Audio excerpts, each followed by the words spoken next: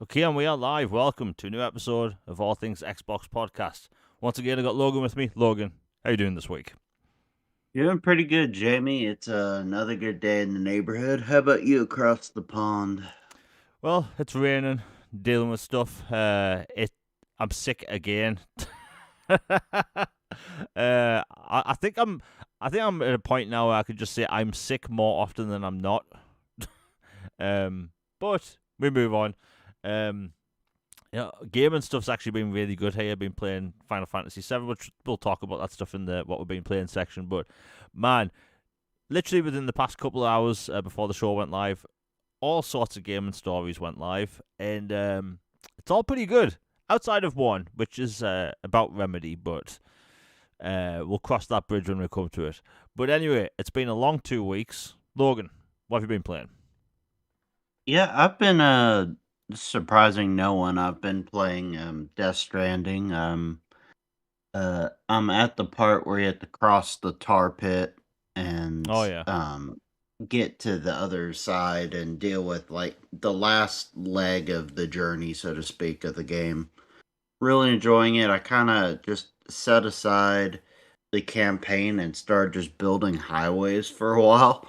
And I've been, my gosh, I have laid so much road down. It's ridiculous.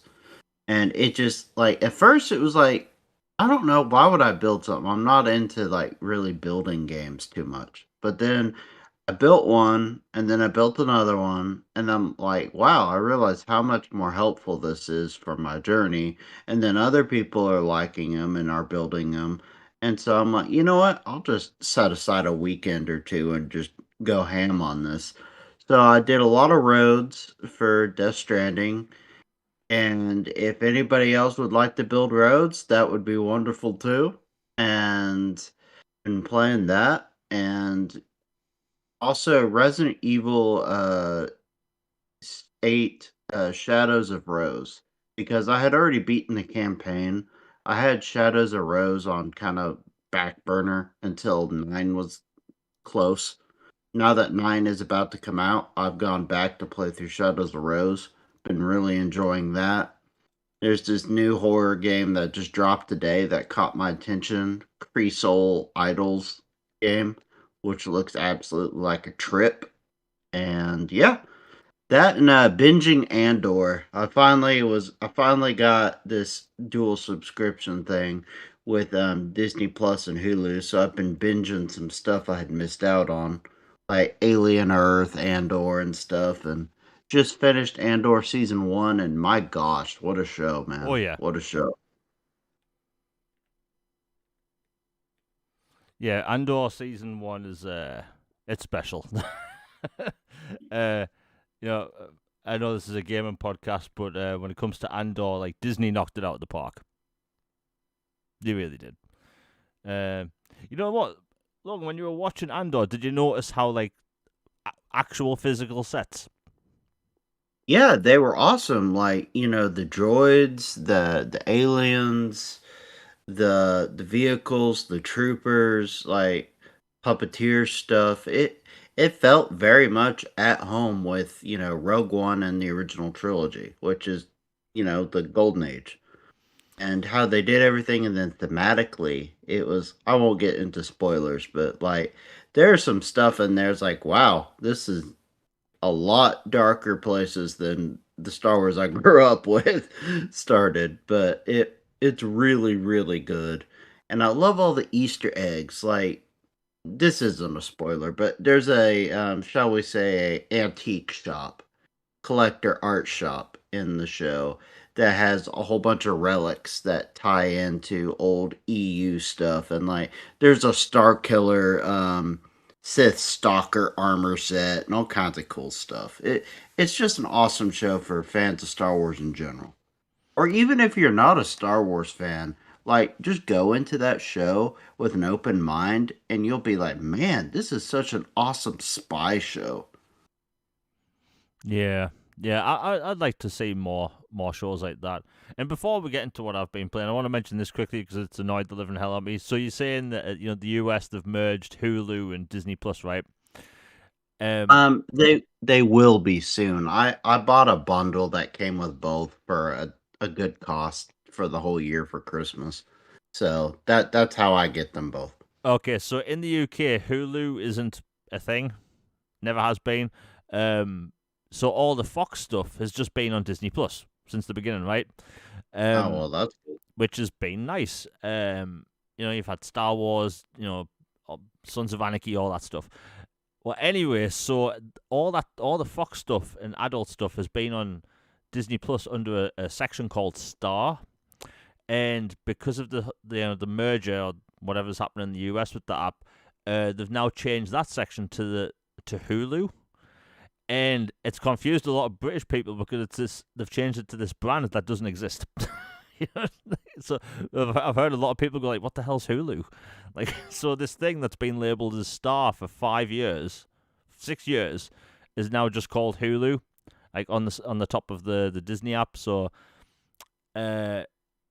international branding for the Hulu stuff, not the best idea, but I'm sure people get used to it. It's an odd thing to complain about. I know it's a bit nitpicky, but it just annoyed the living hell out of me. Like, my precious Star section is randomly called Hulu. What's a Hulu? Nobody knows.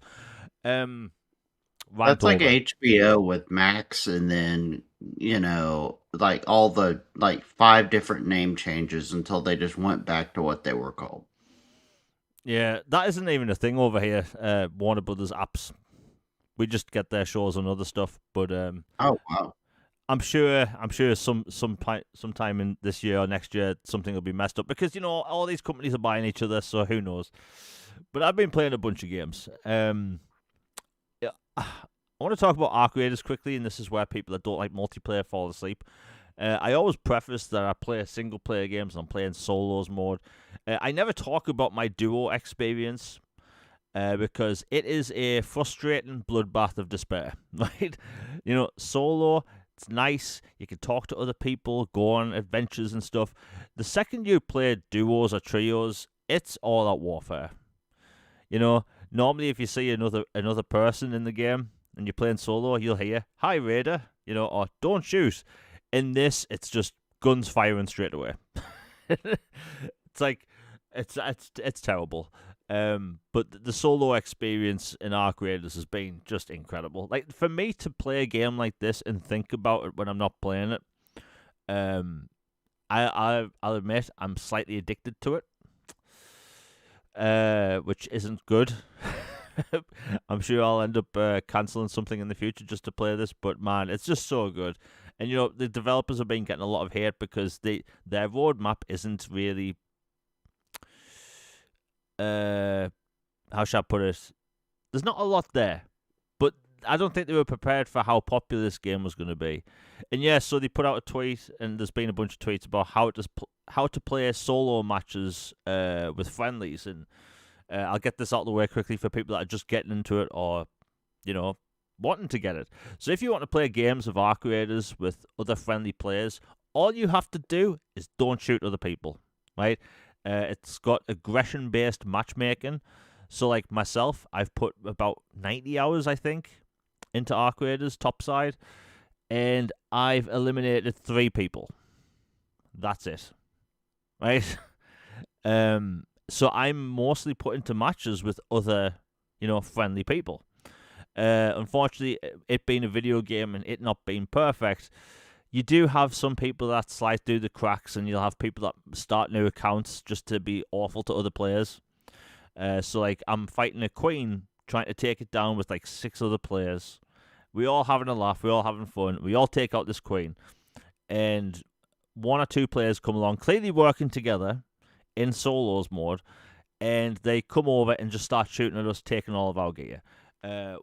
Absolute coward behavior because they didn't want to fight the queen themselves. But you do have this in Arc Raiders. Thankfully, it's like, I don't know, out of my past 100 matches, I've maybe had problems in about 6. So, for the most part, I'm having an excellent time. And, if I see a lot of people that only play single-player games get into it because literally the first 2 months this game came out, I didn't interact with any of the players. It was rare for me to even see another player. They'd just walk past me. I'd say hi. They'd say hi back. But what an experience. You know, for a game that's been out for, 3 months, I might say this now. I think it might actually be one of my favorite games of all time. Shocker.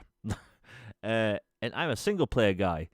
Most of my other games is like Mass Effect, Splinter Cell, all this stuff, and then you have Arc Raiders looking out of place. But man, the gameplay in Arc Raiders alone, like I hope this studio, Embark Studio, they come out and make a single player game set in this universe with the exact same gameplay, because the gameplay is some of the best this generation. It's smooth. The game looks great. It performs great, and everything about Arc Raiders is just great. You know, that the UI works perfectly with the controller. They conveyed how an extraction shooter should work to the average Joe, the average gamer that doesn't know anything about extraction shooters. You have nerds like me that watch Tarkov a lot, who had no idea how these games work, and yeah, it's just really cool to see the gaming community enjoy this new type of experience, because on PC they've had Tarkov for years. There's been Arena Breakout, a bunch of other games. But really cool to experience just a fresh genre, right? You know, I think multiplayer's been a bit bland for years. You know, it's either a battle royale or hero shooter or a competitive PvP game such as Call of Duty, Halo, Battlefield. Extraction is a completely different experience, and I think it's really cool that people are experiencing this. And I'm saying this as a single player gamer. You know, I've been rambling on about Arc Raiders for months, Logan. Is there anything like I know you can't be bothered with like multiplayer, but is there anything at this point even slightly tempting you, or is it still a nope? Nah, I give 0. Just being honest, no. Yeah, that's fair. Like, don't get me wrong. Like, when I lose my stuff, I'm angry. I am salty beyond belief, right? And I only take out the gear that I can afford to take out, right? I don't take out my good stuff that I don't have blueprints for. So like when by the way, people should look at the replies I get on Twitter to my Arc Raiders posts. I have these absolute PvP sweats replying to me saying, "Why aren't you taking out your best gear?" It's because nerds want to take me out for my best gear, right? So you're gonna see me with basically stuff I can build. But what an experience. It's just such a good game, and it's going to get better and better. And, you know, the developers, they're just going to make it better over the coming months. And, you know, they've even said, like, they weren't prepared for how big it was going to be. But fortunately for us, it's selling well. You know, the store, the way the store works and cosmetics and that, like I've said before, like, there's no battle pass at all. There are premium skins, but you can earn premium currency. And I just like, I've been so salty and angry about the video game industry for years and how monetizations went. And then you have this one game come out of nowhere, over 12 million players across 3 platforms, and basically they aren't doing the EA thing, they aren't doing the Activision thing or Ubisoft thing where they're just flooding the store with tons of cosmetics and making it difficult to earn premium coins. And I think that's really cool, and I think more developers need to pay attention to this. But that's one game I've been playing. I've also been playing Final Fantasy VII Remake. Now, this is the section we call Jamie Glazer's Final Fantasy VII for 15 minutes. I won't be talking about it for 15 minutes, but you get my drift. My God, I've been playing this game with a smile on my face. It's fun. It looks great. It performs great. Experiencing these different parts of the Final Fantasy VII story from a different point of view, different way. It's just been fantastic. And I think that if you're someone like me that played the original and you haven't really kept up with media for this new game for 5 years, 6 years. I'm calling it new, because it wasn't on your preferred platform. Like, I've been blown away. Right, there's parts of this game that I thought were just cutscenes, that are actual gameplay. And you know, I talked about Final Fantasy 16 when that came out, as like saying how much I enjoyed it. But towards the end of the game, I think that game gets too flooded with random side quests that are all the same basically, and to get some of the achievements, you have to really grind those final quests, and they could be really annoying. Other than that, the game was fantastic. I'm enjoying 7 way more. Way more. And it occurred to me last night, and I was thinking, what is it about this game I'm enjoying so much, other than, like, it's ridiculous quality, by the way. Square Enix knocked it out of the park when it comes to its Xbox version. It's crisp. The detail is ridiculous. Like, there is a photo mode, and you can pause it during gameplay to actually use the photo mode, and on cutscenes. And, like, just the detail, you can make out individual eyelashes and stuff, and just everything about it looks great. Well, it occurred to me last night, the reason I'm enjoying this game so much is because it's a linear game, right? There's no open zones. You're not grinding side quests. There's basically a couple of side quests every couple of chapters.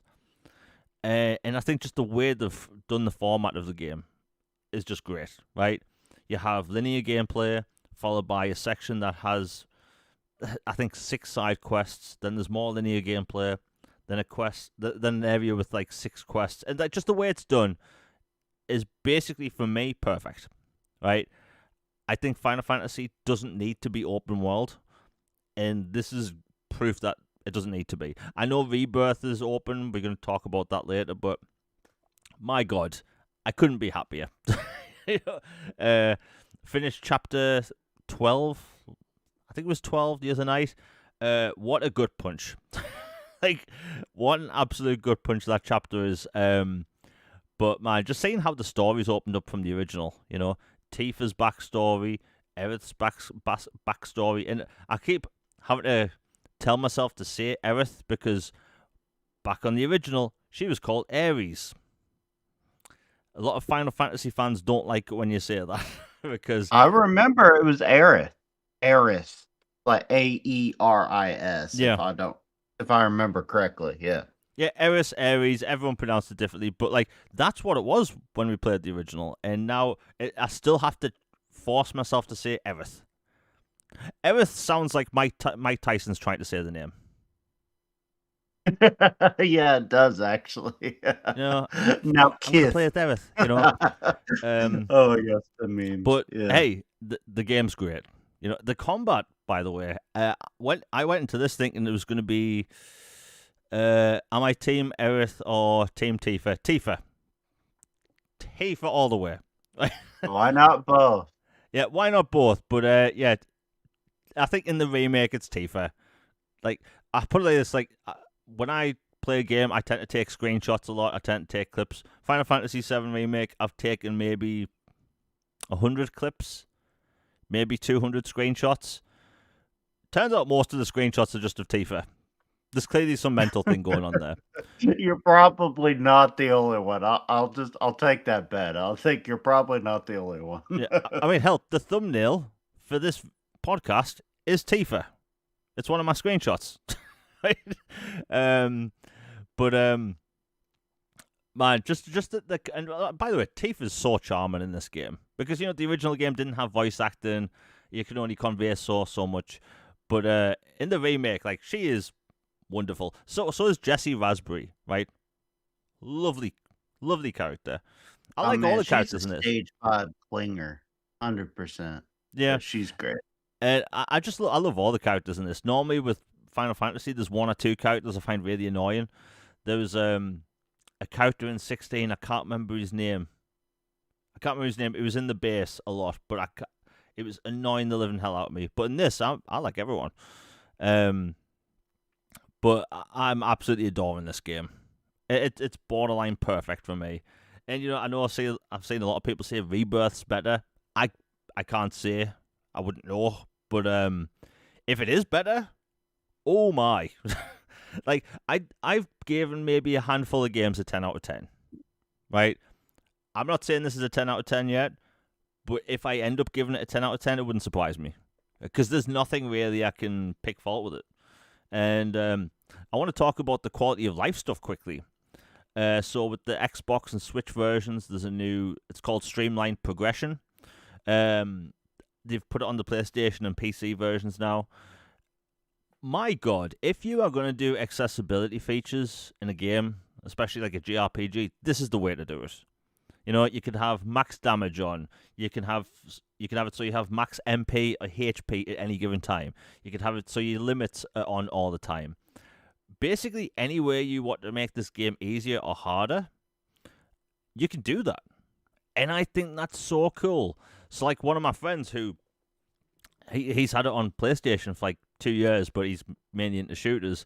Like, I told him about the streamlined progression thing, and like he doesn't want to worry about MP for using magic, so now he can play through the whole game, not worry about it. And I think that is a really cool way to do it. But man, Isn't there like a max damage cheat or something coming for Rebirth or for 7 Remake as well? yeah, max damage. So if you turn that on, you get 9,999 damage per hit. So like I can see a lot of people using that. And look, there's going to Story be people mode, that just want. basically. Yeah, Yeah. there's going to be people that just want to blast through the story and just do it that way. That's perfectly fine. I have seen some back and forth on social media about people complaining that it's going to make the game too easy. It's like, I don't care how people play games. I'm playing it on normal. I'm enjoying it on normal. I've seen people complain about certain bosses that I've just wiped the floor with. But I've also had difficulty with certain base enemies, mainly the ghost ones. We'll just call that a skill issue. But man, just the way they've done it was great. But I just prefer playing this game on normal. It seems fair on normal to me anyway. And you know, it has got a hard difficulty achievement, so I'm sure a lot of people will go for that as well. You know, this game has mini games. It's just good. You know, I know to some people listening that aren't into Final Fantasy might be thinking, "Oh God, Jamie's glazing this game a lot." The truth is, it's bloody good. It's bloody good. For newcomers to the franchise, I think it might actually be the best jumping in spot. You know, combat's easy to learn. Final Fantasy VII story's probably the simplest to understand. But man, and by the way, since the last podcast, there was people on social media trying to make it seem like it sold bad on Xbox because it was like 40th on the Xbox store or something. It actually jumped to number 9 because of the way the store works. So when you have these detractors on the US briefly, yeah, like when you see these detractors on social media trying to go out of the way to try and find like if you have to go out of your way to find bad news, then you have a problem, right? But Xbox getting to number 9, especially when there was sales on for Red Dead Redemption, FIFA, and all those games, like it did really good on Xbox for a 5-year-old JRPG that had no marketing. So yeah, it did pretty good. But man, I'm just happy to play this game. Like Logan, have you gotten around to it yet? Nope, it's on my ever-growing backlog, and I intend to get to it soon. I'm just trying to finish Death Stranding and a few other smaller titles, then I'll jump into a big commitment like that. Yeah, and I'll talk about its length quickly. So, like, I'm about 20 hours in, and I'm on chapter 13. It's weird because I put like 120 hours into Final Fantasy 16. So I'm guessing by the time I finish this, I'm going to be around 40 hours, which to me seems like a really good length for a JRPG like this. But it's a linear game, and yeah, I know Square Enix names their studios weird names. Like you have like Creative Studio 3. I've just realized I don't have the video playing in the background on the podcast. Oh my god. Okay, here we go. You mean our lovely voices aren't enough? Oh god, it just annoys the living hell out of me. Okay, so for people watching at home live, there's going to be gameplay in a couple of seconds. And for people watching later, yeah, I just forgot to hit one button. So, again, we'll call it the skill issue. But yeah, it's just a good game. What can I say? And, you know, there's gameplay on right now. Final Fantasy VII Remake Integrate. Bloody great. What can I say? And I say this. If you have an Xbox, you have to get it. It like by law, you have to get it. It is a must-play title. Voice acting, gameplay, graphics, all of the above, bloody perfect. And one of the last games I've been playing is Dragon Quest VII Reimagined, which is a full-on remake of the original Dragon Quest VII. It's in this 3D diorama art style, which really pops. I have to say, legally, thank you Square Enix for providing the review code. It's a good game. It has a bunch of quality of life features, so you can actually play the game without pulling your hair out. If you want to have an easier experience, it's such a charming game. A bunch of the characters do have voice acting, voice actor dialogue, and I think if people want to jump into a Dragon Quest game that maybe isn't a 2D one, this should be it. Great art style, simple gameplay. It's basically your traditional JRPG gameplay: magic, attack, escape, all that stuff. I'll be talking about it more next week because I lost a bunch of footage, which is my fault. But Dragon Quest VII Reimagined is a great jumping in point for newcomers, and if you're a fan of the original, it seems pretty faithful. I have been asked since the release that will they do the other Dragon Quest games in the same way. I get the impression that Square Enix is trying to stay faithful to the original art styles while making it new. So even though there are rumors right now that Dragon Quest VIII Remake is in development, that is going to look like the PlayStation 2 version, basically. I think it was a PlayStation 2 game. And I think people will be really happy with that. They should really stick to that art style, make it sharper, slightly new and all that stuff. But, yeah, like this footage on screen right now. Dragon Quest VII Reimagined, beautiful diorama art style. I don't know how they do it. I think it's called the bokeh effect, where the outside edges of the screen are kind of blurred. Whatever it's called, beautiful art style, fun gameplay, and all that stuff. Now, it's been an extremely busy week, and we have a lot to talk about. My God, we have about 13 topics. We'll see how it goes. Anyway, now, Logan, we'll talk about this quickly because there's a Jaws game out that apparently I didn't know existed, and there's some drama around it. What's going on? Yeah, so basically, limited run games, which is true to their name. They've done a port or remaster, or whatever you want to call it, for an old, like, basically NES title, or an older Jaws game, a retro fun game with modern fixes like saves and, the typical, like, tweaks they've added to some older games to make them more accessible. And it's coming to everything but Xbox, which is like, at some point you're just like, what are we even doing here? We're in an era where everything goes everywhere for the most part now. Like, literally, Gears and Halo and Fable will be on PlayStation. We've got Helldivers and Death Stranding and stuff on Xbox are coming in the future. We've, all kinds of stuff. It's just like games go to where there are people to play them. And last I checked, Xbox is still has millions upon millions of people that use it. Even if it's not the biggest platform, it's still a noticeable, like, hey, we could make money here. So it's just weird. It shouldn't be that hard to make a port of a game like that for Xbox. And it's just limited run in particular just has this weird thing with Xbox. Whether it's this like Toomba game, or I can't even remember what it's about, but like some pink haired guy, like platformer thing, I think. And then like some other ports and games they've made in the past where they'll do everything but Xbox. And it's just weird. It's like you're a third party developer and you're making exclusives arbitrarily. Like, what are we doing here? It shouldn't be that difficult. In the grand scheme of things, is it a big deal that this Jaws game is not coming to Xbox? No. Is it mildly annoying and kind of just a symptom of a bigger problem? Yes. Yeah, the Tomba game. I was really annoyed that wasn't announced for Xbox. Um, I think that would do really well. You know, it is a cool, like, quirky platformer.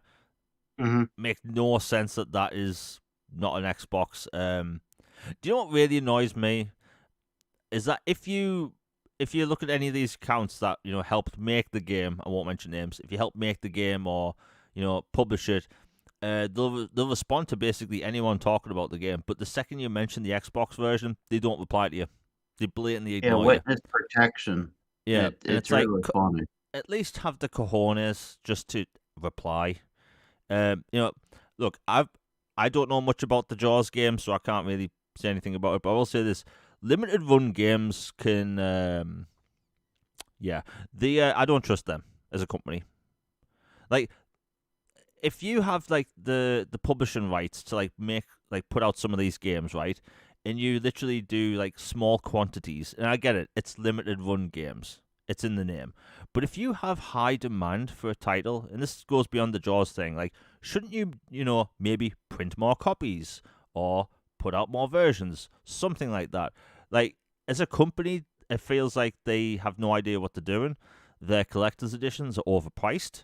Their collector's editions cost a ridiculous amount of money to ship overseas. And they come like a year late. Yeah, yeah. There's people that have messaged me like they've been waiting like a year for certain collector's editions. It's ridiculous. I remember Star Wars Jedi Survivors Collector's Edition was put out Oh by man, them. I wanted that so bad. Yeah, the lightsaber. And that was put out by Limited Run Games, and it's an EA game. Like, I don't know what they were thinking.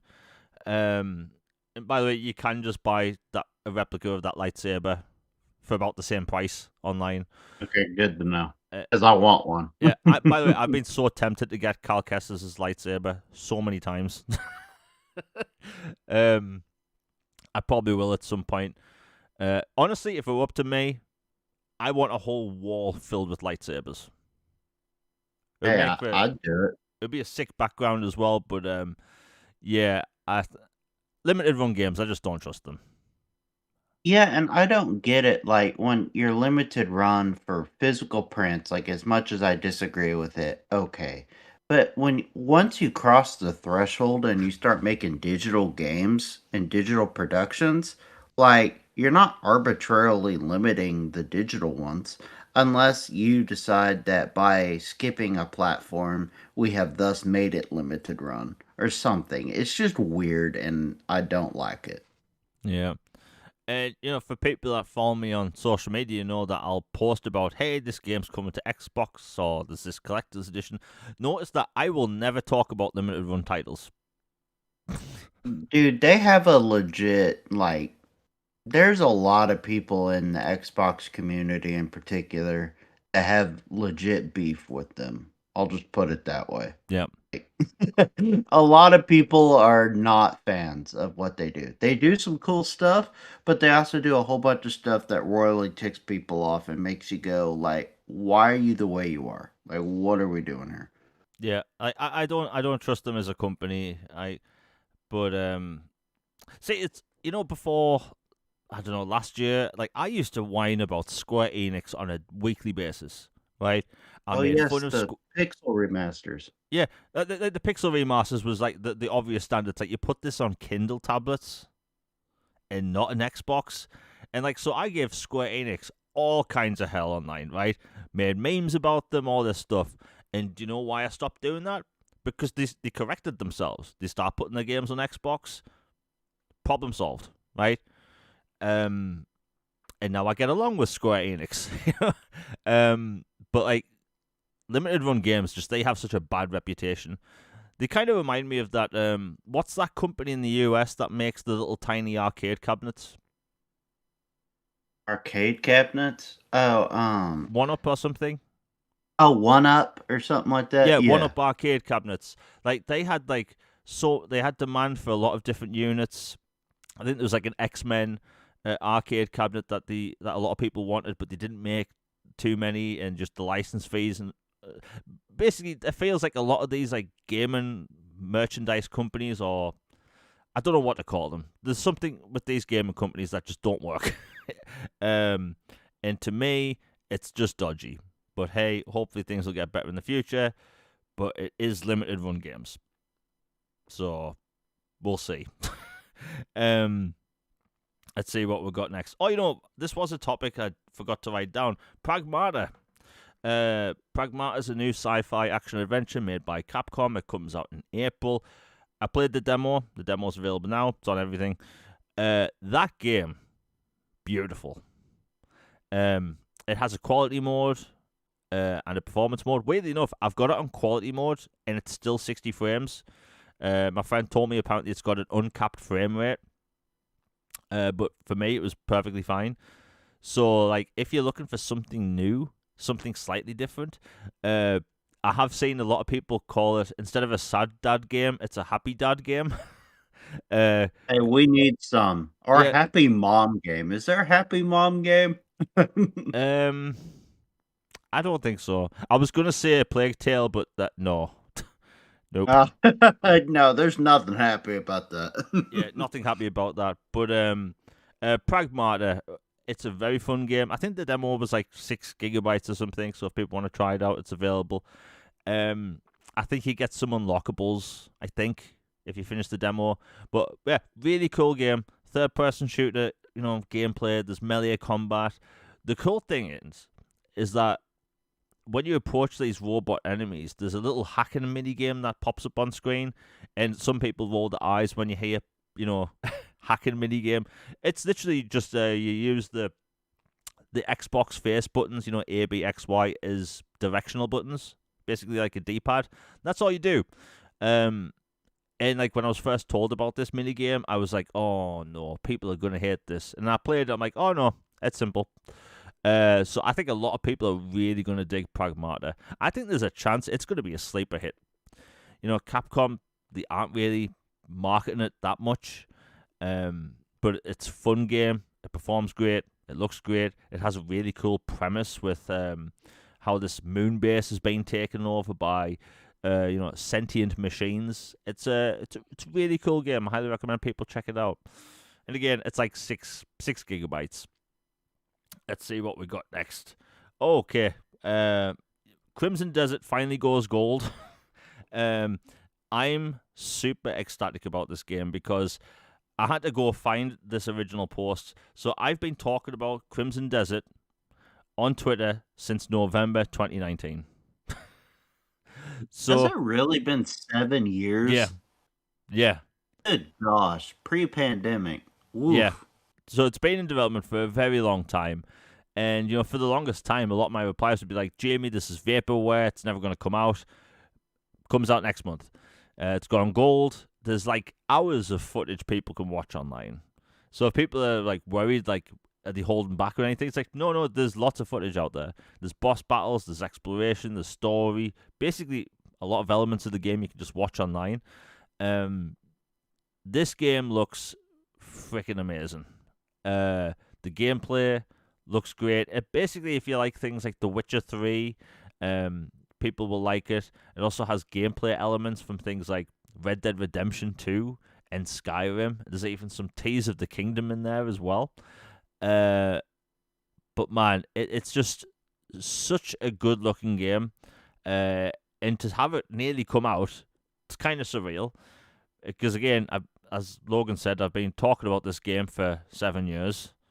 My God, help me. By the way, 7 years from 2019, that sounds fake. It sounds so fake. I still think it feels like 2007. Like, it feels like we're on the timeline from 2000 still. I don't know. It's crazy. Yeah. Do you know what I don't like? I don't like the fact that I think, 10 years ago was 2010. That's not the case. Mm-hmm. Oh, gosh, no. 16 years ago. Yeah, Oof. Oh, God. The lockdowns happened 6 years ago. My God. That's terrible. But, I see in chat something's going on. Okay, my options aren't working. I'll have to check back in chat. But everyone in chat's cool. I know people don't get along with each other sometimes. But look, it's all friendly here. It's all gravy. It's all chill.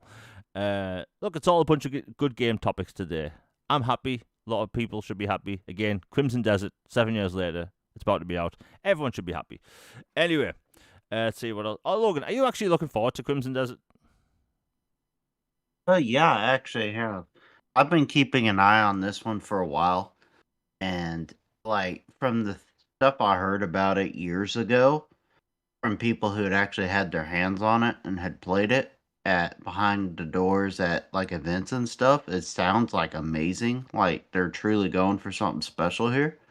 So yeah, I've been really wanting to play this one. Like I can't believe it's been 7 years, but yeah, I've been waiting for this one for a while, and it's gonna be a play anywhere as Yeah. well. So another win for that program for Xbox. Yeah, and I've seen some back and forths online, like what's the game going to perform like.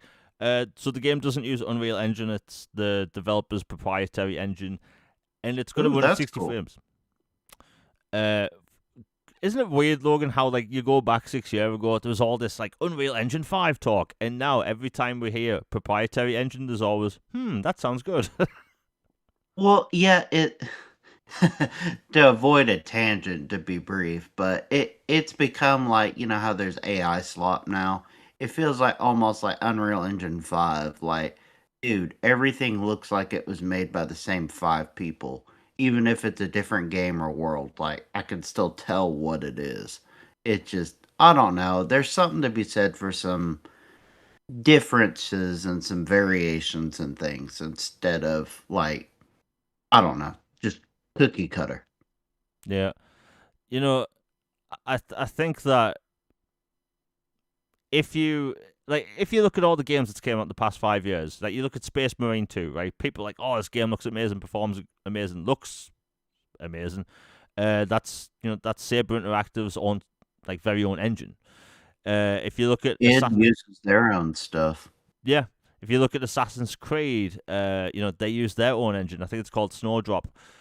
And look at Final Fantasy VII Remake. That's not Unreal Engine 5. That's Unreal Engine 4, right? Whoa. Yeah, and the developers have said they're sticking with Unreal Engine 4 for Part 3, which we'll be talking about in a bit, because, they know how to use the engine. And honestly, my friend that I play Call of Duty with, he's a big tech snob, right? He might be listening to this, so I apologize. Actually, I don't apologize. We'll be going to the pub soon anyway.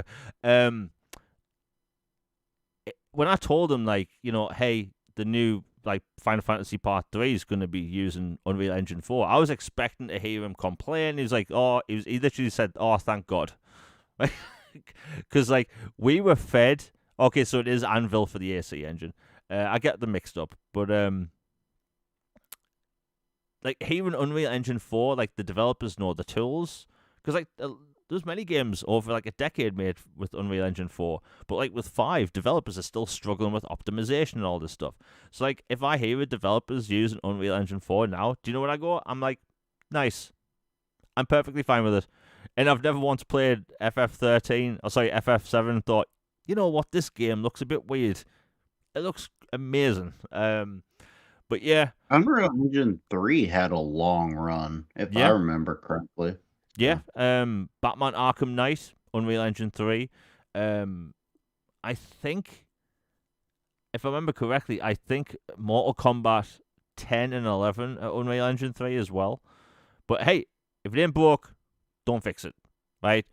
Unreal Engine 5, as good as it may have looked in the beginning, and look, there are games that look great, right? You have Hellblade, that looks great. You have Arc Raiders, which performs and looks great, but like, it feels like there's a very small handful of titles that are just like utilizing Unreal Engine 5 to its finest and that actually perform great. I was talking about this today on Boom Show earlier today that, like, remember this generation when everyone was so hyped about ray tracing, and then when we got ray tracing on console, we're like, most people would prefer to play these games at 60 frames. Like, the difference, the way these games looked, were negligible, to the point where, as someone that was looking forward to ray tracing, yeah, Bioshock, the original Bioshock was 2.5, Unreal Engine 2.5. Holds up. Yeah. Oh, Splinter Cell Blacklist, by the way, that was Unreal Engine 2.8, I think. Yeah, not even 3. And it looks great, performs great, best gameplay of the series in my opinion. But yeah, Pour one out for 7th gen, Jamie. yeah. Oh my god, I could talk about 7th gen all day. If I had a time machine, I know where I'm going. But yeah, that's Crimson Desert. It's coming out next month. Looks great, and hopefully it is great. You know what? We'll talk about this quickly because I wanted to step in front of a moving train when I saw this. So, Remedy Entertainment has a brand new CEO, and this person used to work in the gambling scene and a former EA exec. Now, Double X. yeah, like Remedy Entertainment, known to make some excellent single player games, and now being run by someone that is clearly going to be obsessed with microtransactions. Who thought this was a good idea? like Alan Wake 1, 2, Control Resonant that comes out this year. None of these games are designed with long-term monetization. So, like, why would you appoint someone like that as CEO? It blows my mind. I do hope that maybe just like, I don't know, he takes a step back, because like I saw this headline and I was disheartened. Like, I hope nothing bad happens, but it is Remedy. They make some of my favorite games. But like Logan, we both had the same stance on external and long term monetization. But like seeing this person's going to be basically head of Remedy had to have been a bit of a shock to your system. Yeah, like it's not quite the same as like old Agent 47, if you know who I'm talking about, for being hired by all these companies and then randomly is ousted and somehow gets another high profile gig, and it lo and behold happens the same thing again. Not as bad as that, but yeah, it I don't know what they're thinking unless they're like, maybe they think that they need somebody who knows how these things work and are optimized and stuff to help shepherd them into this modern era and like assist with some stuff here and there, or like tailor some things to where they can do some stuff if they need to, but not make it a focus. But when you make that like the literal head of the whole operation, especially when Firebreakers wasn't exactly a trendsetter, a world great game like Remedy normally does, it's a bit concerning and something to keep an eye on, I'd say. Yeah. I mean that FBC, what was it called? FBC Firebreak? Yeah, that wasn't wonderful, but I mean it wasn't horrible, but it wasn't great. Yeah. I mean I never played it, and the reason I never played it is because these like 3-person like multiplayer thing, it didn't tickle my fancy, so to speak. Like I didn't like the look of it. I will say this: when every time I saw a trailer for it, I'm like, oh yeah, so that's the underground quarry from Control. Like I know it's set in the same like map as Control, but the fact that they just reused the same map, I was like, how come no one has a problem with this? Like I didn't have a problem with it because I like Control. I want more Control. Thankfully, we are getting more Control, but it just seemed like a weird shift for Control to have, a multiplayer spin-off. I mean, look, I want more Jesse Faden games. Give me more of them, right? You look at the next few games Remedy's coming out with. They have Control Resonant, single-player action RPG. You have Max Payne 1 and 2 Remake, single-player action adventure. And then you have Alan Wake 3, which is in early development, and that's scheduled to come out in 2029. My God, that sounds too futuristic. That's a The single-player horror Max game. Payne games, did you say those already? Sorry, say that again? Oh, the Max Payne Yeah. remakes, did you mention this? Yeah, Okay, that's yeah. coming as well. By the way, that was originally scheduled for this year, so I don't know what happened to that. But like everything they make in single player, so like it just when I say disappointment of a CEO, I'm like, really? Like, is that the best person you could get for the job? Really? But hey, hopefully things turn out great. Like I don't want to be a negative person about it totally, but he doesn't have a good track record. Like you have gambling and EA on your resume. that doesn't sit well with me. Oh god. And hey, I play Warzone. That thing has £30 skins. Don't know why anyone would pay that much for a skin. By the way, bit of a tangent. I've never understood why people buy skins for first-person games. That blows my mind. Because I know what I look like, Jamie. Gosh dang it. Yeah, like at least with Fortnite, you can see you, dude, right? But if you're playing Call of Duty or Battlefield or Halo or Overwatch or any first-person shooter, like, why do you care what you look like? Like, I just don't get it. Those new ones haven't clicked yet for me, but hey, Remedy, I love them as a company, just not this decision. Anyway, we'll move on. Oh, you know what? There has been some more Game Pass announcements. We'll go through them quick. There was the Like a Dragon Pirate Yakuza game. That's now in Game Pass. Final Fantasy 2 from Pixel Remasters is also in Game Pass. Space Marine 2 is now in Game Pass.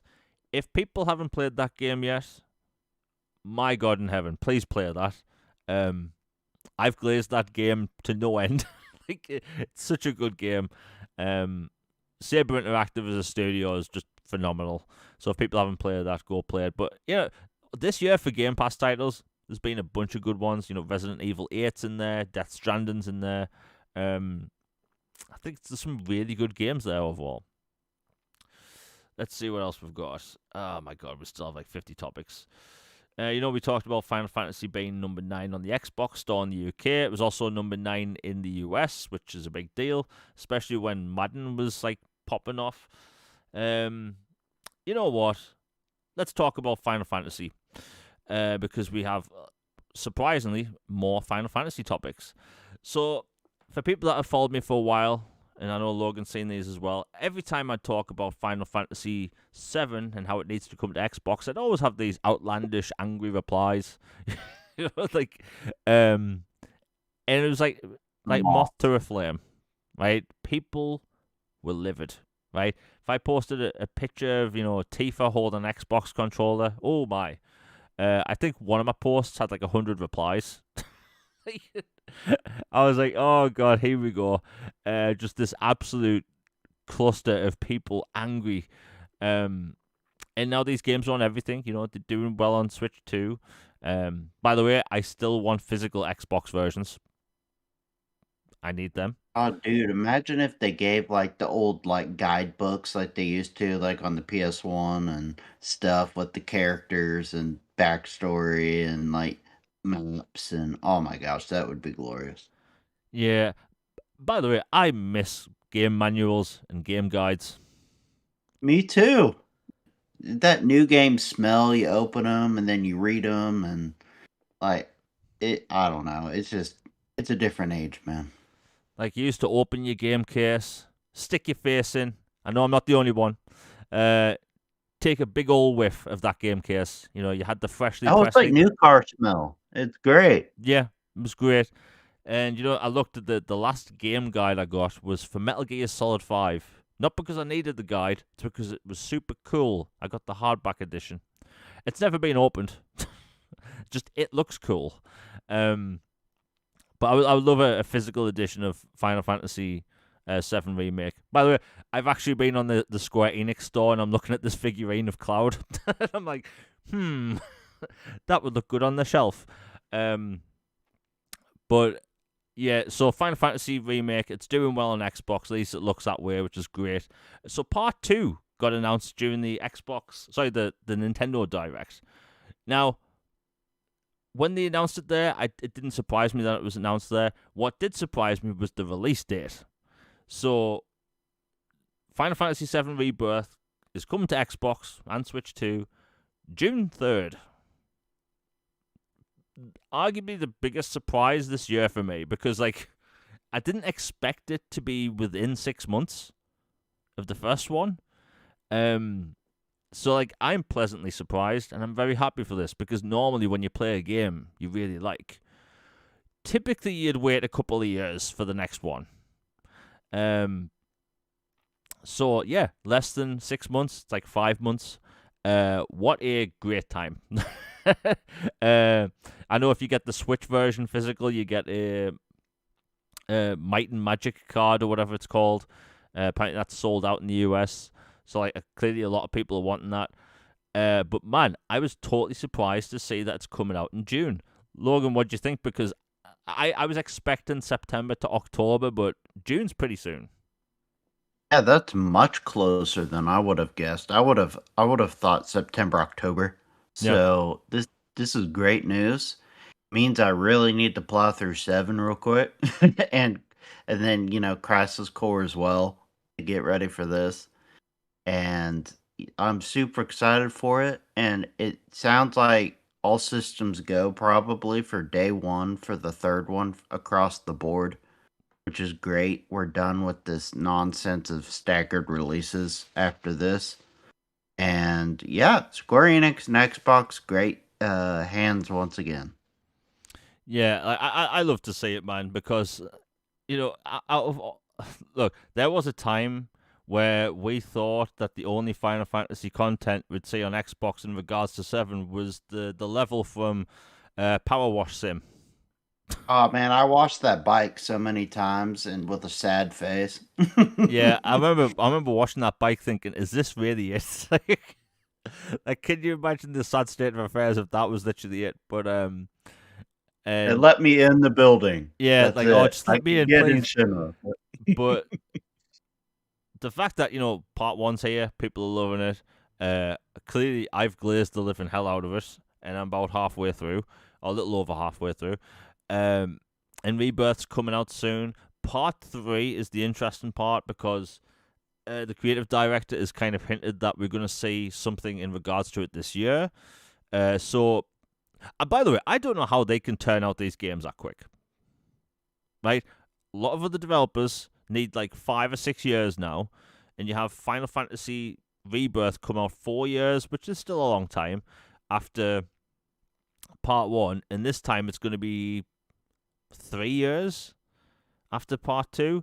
So like the fact that we're going to probably see it in the next year is crazy. And the If fact I that had to guess, yeah, it would be because it's an established title that people around the world loved and knew. And they're remaking and expanding scope and all that, but like the bones and the meat of it was already there. It's established, like, and so you can just, expand it and flesh it out more and change some stuff. But like you kind of have like the skeleton of what you need already to go instead of creating something from scratch. yeah, yeah, that's a good point. Um, looking back at other games and like other generations, you know, shocker, I'm making a Mass Effect reference. Like when they made Mass Effect 2 and 3, they already had a framework for how the characters should look and all that stuff. So like, yeah, it makes sense. It's nice to see a quicker turnaround for a series because I'm sick of having to wait like 6 or 7 years, 6, 7, my god, for like Yeah. sequels to come out. So hey, good on them. Square Enix, they're knocking out the park. And again, part 3 is going to be day 1. By the way, I've been trying to tell people this for months. Do you know why? It's not because of some inside information. I haven't known this for a fact for months. It's because of one simple thing. When Square Enix talks about ports to other consoles, it's because there's no deal in place. That's literally it, right? Mhm. Square Enix in the past has never been able to acknowledge a Switch version, acknowledge an Xbox version of Final Fantasy VII Remake because of their exclusivity deal. That's literally it, right? Because if there was a deal in place, they couldn't even talk about Part 3.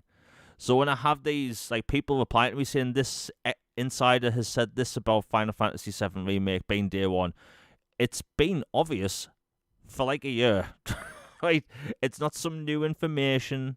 It's not some insider. And this is a problem as well. You have people come out with obvious things and pretend to be insiders. And I hate the term insider in general, but like you have these people come out with the most obvious thing and say, told you so, winky face. It's like, no, we already knew. Right? It's not some secret. Square Enix legally has not been able to talk about other platforms while under exclusivity agreements. That's it. So it will be day 1, and people can take that to the bank. But the best part is we're all going to get to play it. And yeah, it will be weird though. I do wonder, like, what will that studio do next? Will they do 8, or will they do Final Fantasy 17? I do want them to continue to make games that look and play like this though, because it looks great, plays great. But we'll see. 8 would be really interesting. I know, because 8 was always kind of the black sheep for a long time. Yeah. Or if they did 13 trilogy, that would be really interesting. Yeah, look, I'm one of those people. I will defend 13. I adore Final Fantasy 13. Mhm. There's something about 13. It really sticks out to me. I even like the soundtrack of that game. You know, you even have Leona Lewis. For some reason, that keeps popping up. But I love the soundtrack of that game. The gameplay. That game still looks new. It's crazy. Like, even if you played the 360 version with the enhancements, it's 4K. It's got HDR, 16 times anisotropic filtering. Like, it looks brand new. And if you have the PC version with all the ultra stuff, it looks even better. So, I don't know. I just want to see Square Enix make something really cool. And maybe it's because I like sci-fi a lot, and Final Fantasy VII is a sci-fi game. I would like to see them make more industrialized or futuristic games, right? Because I can only take so many different games where there's fairies and there's elves and everyone lives in mountains and there's dragons and stuff. Like, come on, right? I think one of the reasons Come why I on, find Jamie, we have to save the planet again. yeah, oh my god, like I swear if Balance. I see one more fantasy RPG, I'm gonna lose my marbles, right?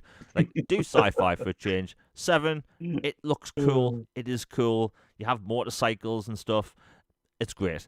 I just want more of that. You know what? We'll talk about this now because this is fun. So, the Fallout TV show ended, and there was absolute pandem. Actually, before I get into this topic, if you're enjoying the show, we're about an hour in, and we didn't have a show last week, so the algorithm is not doing many favors. So if you join the show, please hit like and subscribe. It really does help the channel out and help the podcast and channel grow as well. If you want to support the channel with super chats, I'll answer anything you want, or make a new topic if you want it in the show. Anyway, it's all greatly appreciated. Let's get back into the show. So, Fallout TV show ended, and there was absolute pandemonium online, and I think we all know why. Because the countdown website that Amazon put out looked a lot like the Fallout 3 map. And a lot of people kind of put it together that, hey, and even I said this, I was thinking, wouldn't it be the coolest way to shadow drop a game that, hey, the last episode of the TV show comes out, boom, here's the video game. Because when the season 1 ended, Fallout 4, then a 9-year-old game, was number 1 on the Xbox store in Europe. It was number 1 on the Xbox store in Europe and the UK, and it was number 1 in general, right? So a lot of people were buying Fallout 4, and Fallout 76 was like 2. And even in the UK, Fallout 3 was number 3 on the Xbox store, even though it's in Game Pass, right? So people wanted more Fallout content. And I know there was discussions behind the scenes, you know, Phil Spencer's alluded to this, where they wanted Fallout content out, but they didn't have any to put out. And if you're Microsoft, if you're Bethesda, you're looking at that opportunity thinking, look, all these people are playing these old games. Imagine them spending money on a new game. So the stars, at least it looked like they aligned to the point where, hey, we'd be maybe getting new Fallout content, more Fallout content. So anyway, Season 1 ended, all that happened. Season 2 ended last week, and the timer ended and nothing happened. So, absolute pandemonium online, people losing the marbles, saying it's the end of the world and stuff. And, you know, Fallout 3 being one of my favorite games of all time, I was upset. I wasn't upset, but I was really disappointed. It's like someone ruined Christmas. Yeah. So I don't know what happened there, because apparently it's still in development. It is coming by Virtuos. It was on that leaked list we saw years ago. So, like, if I was Microsoft, I would have postponed putting out Oblivion last year and put all dev time into Fallout, and then you put out Oblivion with the 20th anniversary this year. That's how I would have done it. But hey, the game is still coming. It just depends on the when. Will they do another shadow drop? That's the thing. Oblivion was announced on a random day, so we don't know what's going to happen with that. Like Logan, it was a bit weird last week because it was going to be a major topic last week and we didn't have a show. But like, there was absolute pandemonium over Fallout 3 not being there. It is still coming. It's just like, when do they announce it? Yeah, I'm not gonna lie, it was a huge buzzkill. Oh That yeah, wasn't what the announcement was, and like I get it not being the announcement, but if it could have been at least something pretty cool, or like a spin-off, or a teaser of something really big or new, or something more than what it was. And you know, at the end of the day, it's not earth-shattering or terrible. It's just annoying.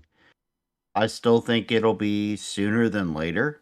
I I think they did Oblivion first as kind of a test trial cases to get that out there, and then it blew up way past their expectations internally, and everybody loved it and was like, "Man, this is awesome." And then, they turn around to Virtuos and go, "Okay, yeah. Let's crank out Fallout 3 and New Vegas while we're at it." And it to me, it's just it shows. You know how we talk about all the time how Xbox is ahead of the game in so many areas, but then also short-sighted in a few. yeah. Like the whole mismanagement of Fallout in particular has been one of their most egregious sins. Like the fact that we're debating and trying to figure out when the next mainland Fallout game is going to happen. If we 2030, really? Like, are we really going to have to be waiting until 2030 at this point for new Fallout game? Or, not to tie everything to Banjo, but like, it feels like Banjo almost. It's like we have this, obviously, it's way bigger than Banjo, but an IP that is known and loved, yet we haven't handled it great. I wonder if the show even took them by surprise, honestly, like how big it became. Like maybe they were like, "Yeah, it might be a okay show." And then it blows up and they're like, "Oh my gosh, this is the best thing since sliced bread. I guess we need to actually do something." So, I wish they had their house in order on that in particular. Sounds like they're doing more. You know, to me, we know In Exile isn't doing it, even though they would be a great fit with their history to do some Fallout stuff. But to me, if Obsidian has time on their hands, they would obviously be perfect. They've done it before. They made basically where season 2 is set and did a great job with it. So if Bethesda is still struggling to figure out how to get Elder Scrolls 6 out before the end of Civilization, then let somebody else do it, please. Yeah, I mean, I know there's been a lot of talk online about this, about like how do they do Fallout going forward? Because waiting like a decade in between releases, or like more than a decade, it just feels a bit weird, you know? Like, 2011 for Skyrim, like the original 360 base version, 2011, 11, 11, 11, I remember. And then we are now in February 10th, 2026, and we still haven't seen more than a title card of Elder Scrolls 6. yeah, 15 years, brother. it's crazy. You know, I know, I know every single episode somehow, somewhere, I try and make everything about the seventh gen. How, you know, how damn good that generation was. Like, oh my, take me back. I mean, it was the best, the golden age. We need to go back, Kate. But my God, I look, Elder Scrolls Oblivion was great. that Skyrim, it just improved the gameplay so much. Not just the visuals, just like the world and everything. And even though there's things that I love about Oblivion more, like Skyrim's just it offers so much more. Fallout 4 came out in 2014, I think. It was early Xbox One, PS4. Yeah. Yeah, so we'll just say 2014. Like I love that game. It took me 10 years to get to it, but I loved it. But like you look at the time in between, it's like I wonder if there's anyone at Microsoft or Bethesda, they think like maybe we should try and do something so we don't have a decade in between releases. Like I'm sure a lot of these companies, I know at Gamescom last year there was a behind the scenes thing where a bunch of developers were talking about how like this whole 6 to 8 year dev cycle for games, it's just not viable. Like they have to make games in a shorter period of time, yet keep up with the quality that people are demanding. And hopefully these developers do sort it out, get these games out sooner. But 2030 for a new Fallout game is absurd. And then when does Starfield 2 come out? 2036. Does Starfield 2 happen? If it happens, but like. It's just worrying. That's all. They have studios that can make Fallout content. They don't even have to be mainline Fallout games. You could have Obsidian make a smaller Fallout game. Hub world size, like the Outer Worlds titles. And if they are moving away from the Outer Worlds 3, Fallout seems like a very natural step for them. I mean, hell, look, I'm a Fallout 3 fan. Right, I love Fallout 3. I think Fallout 3 is the best Fallout. However, do you know every single time I talk about Fallout 3, I get New Vegas replies? Right? Bear in mind, New Vegas didn't sell as well as 3. It didn't review as well as 3. But New Vegas has this like weird, super high perception of it that like it's like the best game ever made. Right? So like, clearly Obsidian have fans that would buy a new Obsidian Fallout game. You have In Exile, which can clearly do Fallout. But they like something's got to give. Crying out loud. Yeah, like something's got to give. Right? So, something's got to move. Something's got to change because 5, 6, 7, 8 years in between releases, 15 years, like it's just too much. And when you have a Fallout TV show that's popping off and everyone loves it, like you've got to wonder like who high up at Microsoft or Bethesda are just like looking at these numbers thinking, what the hell have we done? Because people would buy that stuff. Like, hell, there's a whole Fallout section on Amazon. There's like its own store section on Amazon now for Fallout. Because people are buying the merchandise. It sells out. Like, I know when they put out a line of mugs in the UK during the first season, like they sold out within minutes. And these are mugs. Right? So, hey, we'll see what happens. But yeah, Fallout 3 Remastered. Oh, the thing is, I drop everything to play that right now. Because I absolutely adore Fallout 3. But hey, at least it's coming. And who knows, maybe that pops up in a kind of a direct. And speaking of direct... I still never get over Liam Neeson being your dad. It was just such a cool game. The cast, everything. It was just so good. You know what's funny about Fallout 3? You can technically finish that game in like 12 minutes.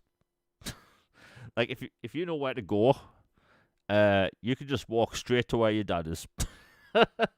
And I think that's a really cool thing about Fallout because you could spend hundreds of hours in that game and not even touch the main story. Not really. Some people blew up Megaton. Some people didn't. Like, there's a lot of people that didn't even know that you could do that. And if people didn't know that, I apologize for ruining an 18-year-old game. But hey, it'll come when it comes. And by the way, I was talking about this before, and my friend that I play Call of Duty with, he was shocked when I told him this. So we are waiting for the next the next Starfield expansion, which we'll be talking about in a minute. And we are having years in between expansions. Do you know when Fallout 3 came out, we had all 5 expansions in 8 months? Yeah, it was like the pit, or no, Operation Anchorage, the pit, Broken Steel. and Mothership Zeta. Yep. Broken Steel, and I can't remember the last one. Um, but like big expansions, they were all different from each other. Like hell, Mothership Zeta takes place on on like a huge mothership. I Um, stand that expansion. I loved it. I don't care what anybody says. I enjoyed that one. maybe it's because like I don't know why I didn't know this, but like every time I talk about the Fallout 3 remake or whatever, and I use footage from the Mothership Zeta trailer, I always get replies saying, "Oh, this was a terrible expansion. Everyone hated it." And I'm like, was I just living under a rock? Because I loved it. So for some reason, people didn't like Mothership Zeta. Don't know why. You got really cool weapons. You fought new enemies. It was set on a spaceship, which makes it even better. So like, uh, I don't know what people had a problem with, but like Fallout 3 had so many cool expansions in 8 months, 8 to 9 months, 5 expansions, and now we have years in between expansions. Um, yeah, like I see Nick in chat mentioning the Fallout strategy guide. I had the Fallout strategy guide. I love that thing. I actually have the Fallout 3 lunchbox with the bobblehead inside. Um, Oh, that's awesome. but I just Microsoft, they need to get on it. They need to do something different to get Fallout titles sooner, because the way I saw people hammering for Fallout 3 or anything New Vegas related, like they could have just put out simple remasters that were just upscaled ports and they would have done well. But hey, I believe in Virtuos and what they're doing and stuff. I'm sure they'll be good. But keeping on with the Bethesda thing, Starfield. Now, there's been rumors about Starfield content, new Starfield content for months now. We had the teaser for the Terran Armada returning. I think we got that trailer on Twitter in like September last year, and it went quiet. Bethesda is apparently working on a new expansion, and honestly, I've seen a lot of people just make things up when it comes to this. So like the 2.0, right? People are calling it Starfield 2.0 because they look at Cyberpunk and they're looking at the right. I'm gonna get this out of the way. The Mandela effect in video games. Much like how people thought Fable has always had a character creator when it didn't, people look at Cyberpunk 2077 and think 2.0 is what fixed the game, and that annoys the living hell out of me, right? Because Cyberpunk launched in the state it was, everyone's made memes about it, I talked about it, right? We all know how Cyberpunk 2077 launched. The truth is, Cyberpunk 2077 was fixed like a week before Elden Ring came out. And then nobody talked about it, right? In fact, I was accused of being paid off by CD Projekt Red. You didn't even get a yellow chair, man. Yeah, no yellow chair. And I'll take a yellow chair if they've got any spare. But like, I was accused of being paid off by CD Projekt Red because I was talking positively about the game. Bear in mind, in this time, it was fixed. It was fixed. It had its next gen upgrade, and it had a bunch of like new features. Right. The only reason people start talking positively about Cyberpunk again is because in the following August, after the massive wave of hype for Elden Rings, went quiet a bit because everyone had finished it at that point, unless you're me, which took like 5 months to finish it. Edge Runners came out on Netflix. Saved their bacon. Yeah, Edge Runners at 2.0 didn't save Cyberpunk. It's a weird Mandela effect in gaming. Cyberpunk was saved by Edge Runners because people watched that anime, it blew their mind holes, and thought, wow, I want to give this game a try, because a lot of the locations in the anime are literally shot for shot identical because they worked with CD Projekt Red when they were making the anime. So it got to August, the anime came out, millions start buying Cyberpunk again, and then they realized it was fixed. And then a year later, we got 2.0, which was just some added features, a lot of which were really good. And we got Phantom Liberty, the expansion. So like when people say Starfield 2.0, I think they don't know what they're talking about, right? So Cyberpunk launched in a weird state. Some people had problems, some people didn't. They launched on Xbox One and PlayStation 4. Clearly, that generation wasn't ready for that game. But when it was fixed in 2022, nobody was talking about it.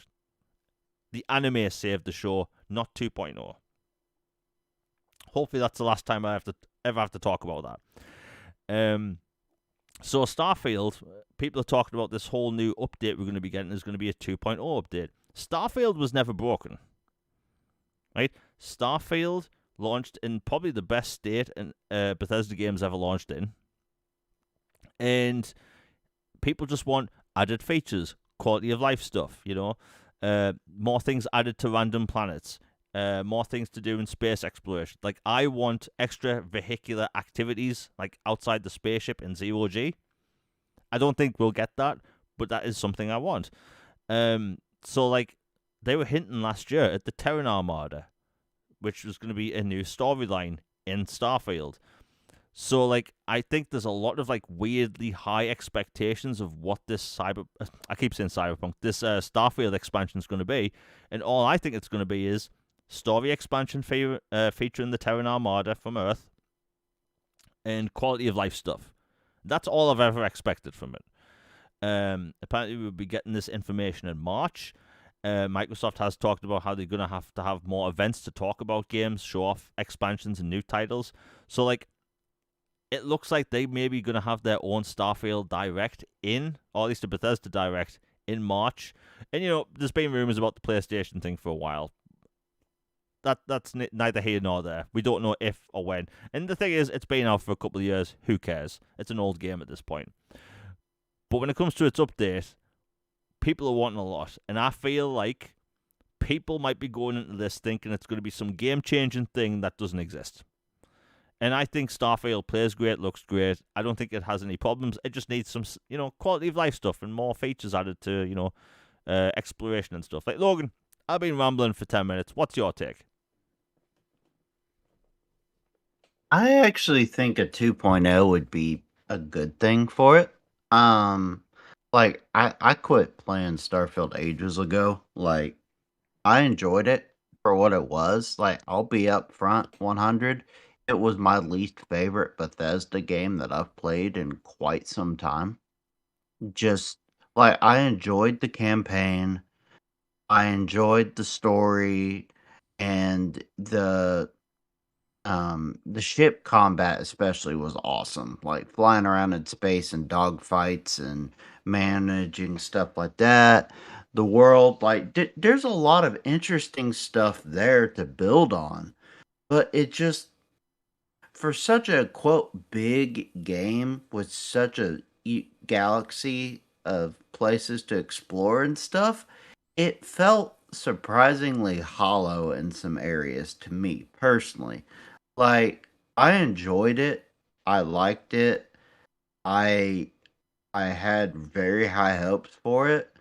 I don't think it's a bad game by any stretch of the imagination, but I would want more, and it would take something pretty hefty to get me, like, to go back and give it another whirl after, playing through it and then seeing how New Game Plus works and how cool that was and everything. But I just I don't know. It didn't resonate with me the same way that, you know, Fallout 3, Oblivion, Skyrim, others hit. Like, not not saying I have a 7th gen glasses on for it. It's just it for some reason it just wasn't the same vibe in some categories to me. So if they did like a full on 2.0 with like a whole bunch of new expansion like type stuff and mechanics and features or accessibility options, like some new companions, something to spice it up, I'd be really interested. But to me it's okay. It's just I don't know. Like, I would like a 2.0 personally, but If it's nothing more than just a new expansion that adds a little flair, then hey, that's nice. Yeah, with Starfield being such a big game, like everyone's gonna have like a variety of different opinions. But for me personally, like I don't know if I've talked about this online. Like Logan, you have finished the main story, right? Yes. Okay, right. So for people that listen that maybe haven't done the main story, I'll try not to reveal too much. I don't even like to spoil things about KOTOR, and that game's like ancient. Um, Dude, that was the biggest mind-blowing game spoiler of all time. oh yeah, Like, that one, like, my jaw dropped when I saw that. oh yeah, That was in 2003. yeah. I still don't like to spoil that for people, but long story short, when it comes to KOTOR, nobody saw that coming. That was a Luke, I am your father scale of like thing. My God, and that was before internet spoilers and stuff. Like I remember, my jaw was hanging off like on the floor. It was crazy, but like when I finished Starfield and I went to New Game Plus, and I eventually did the expansion. But like when I got to New Game Plus, I didn't actually continue to play it like a lot or as much as I did because like I didn't have my gear. That's all I'll say. And I built up Mhm, so much gear, I was kind of annoyed that I didn't have access to it. And when the expansion came along, I did play it, but like for me, I don't need a game that I'm gonna put thousands of hours into or New Game Plus constantly, right? Starfield to me mhm, just needs to be start story, end story, move on, right, and then play mhm, expansions. That's what I did with Fallout. But you do have people online that do play these games for hundreds, thousands of hours, and that's mainly all they play. Like hell, there's people that just play Starfield just to take screenshots, and that's fine. You have the same thing with Forza games as well. Like everyone has their own little niche when it comes to a game. Um, but like I feel like Starfield, like there's so much space there, pun intended, um, to just add more yeah. things. You Some can't people have. land on a gas planet though, Jamie. Oh my god, I can't believe that was a thing. Or you know how you start the Oh my game and you god. had to bury the bodies. Like, still can't believe the whole thing happened with that. That was hilarious. Oh my god. But Yeah. yeah, like if they put the ability to land on gas giants in this game, I will eat a top hat made of cheese on video. I won't have to because that's not a thing. Um, but man, like, just there's so much they could add. People wanted aliens, but it's a NASA-centric game, so you're not really gonna have spaceships with laser beams and stuff. But I mean, we'll see what happens. I do have faith in Bethesda to make something interesting because the best part about their last expansion is that it was all handcrafted content. Right? You had Mhm, that one planet, major storyline with the city. We'll call it a city, and it was all handcrafted. The problem with procedural generation, when it comes to like the uncharted worlds, we'll call it. You do see these planets with these similar bases on each other, and there's other things they could add. You could have maybe a downed derelict ships, such as like freighters and stuff. They could do anything, and I think that's what people want. But hey, it looks like we might not even have to wait that long to find out what's happening. Let's see what we've got next. Ah, yes. And I've seen people mention this in chat. The PlayStation thing, right? So, out of PlayStation's financials, came out that they made over $2 billion from their multi-platform games from PC and Xbox. Now, people are bringing up that this is essentially 2% of Sony's revenue, or like something like that. But what people don't realize is when a company sees billions in regards to ports, that is those are dollar signs. Like cartoon rolly eye dollar signs. That's what it looks like to them. And like 2 billion is a lot of money, especially for ports. We have Marathon coming out at Xbox and PlayStation next month. I don't know if they've announced the Switch version. I don't think they have. By the way, I want to get this out of the way because Marathon has been a weird topic online. I actually think Marathon's going to be more successful because Arc Raiders exists. bet people didn't expect that one because people know what an extraction shooter is now. Although I do think there's a bunch of weird variables when it comes to Marathon, because the reason why Arc Raiders is popping off the way it is because the solo experience is amazing. The fact that you can just play it and just fight random robots if you want. You can work together with randoms. It has proximity chat out at the gate and it works well. And I don't know if Marathon will lend itself well to that kind of experience, but I'm looking forward to trying it out. And also, another reason Arc Raiders popped off the way it did is there was an open tech test a couple of weeks before the game launched, and people played it and were like, oh, so this is an extraction game. And about a week before Marathon launches, there's going to be an open tech test. That will basically sell people on the game or not.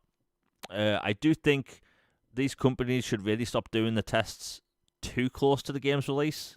Like, I was in the tech test for Elden Ring back in the day.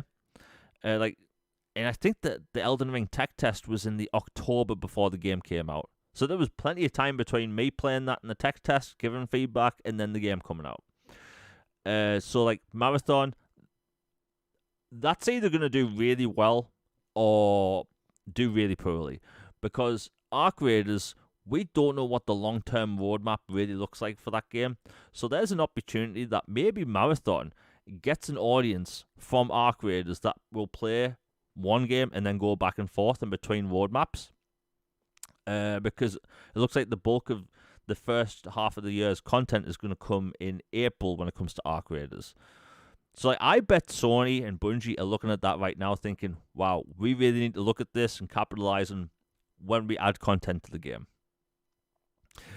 So Arc Raiders, like, Logan, you don't give two flying Fs about Arc Raiders or Marathon, but like, now that Arc Raiders is out, and before we get into all the other Sony games, like, do you think Marathon has a worse chance now or a better chance now that Arc Raiders is being popped off? I would say it's a double-edged sword, to be honest. On one hand, the fact that a game like Arc Raiders is taking off and is cultivated a following and an interest in the genre helps. But at the same time, it also makes it to where, dude, there's this new party entrant to the game and they're kicking butt and taking names. And now you're going to try to bring this game out after years of delays, after plagiarism concerns, toxic workplace, all this other stuff. And you're making yours paid up front and some other stuff to where honestly they're behind the 8 ball, so it they're not in a great spot, but I think it could help them, but I could definitely see it hurting them too. So I guess we'll just have to see. Yeah, it is a weird situation. I see in chat, like, and I can't blame people. Like, the whole art stealing situation, art theft, that was a pretty bad move.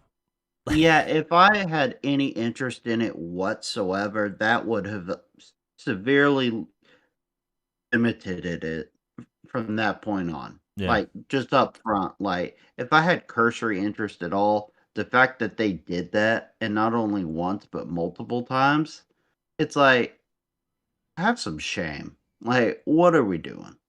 Yeah.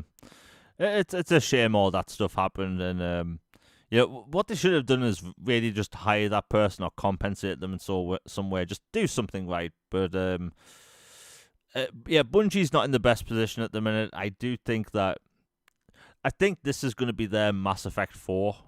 Like, if Marathon doesn't do well, it's the end of Bungie. Unfortunately. Which is crazy because, like, you know, the extraction genre on console is literally popping off right now, and you have other companies like they are trying to get their version out. So PUBG developers, they are making their own extraction game. I know for a fact they want that on console as soon as humanly possible. There were rumors that Epic was making an extraction shooter. I don't know how true that is. But like, all eyes on like Arc Raiders selling 12 million copies in 3 months. That's crazy. Crazy. So like we'll have to see what Marathon's like. Like, I wish them the best because I love Bungie. But man, like over the years with how Destiny 1 went, Destiny 2 went, the whole free to play, like I think free to play really messed up Destiny 2. That's just my opinion.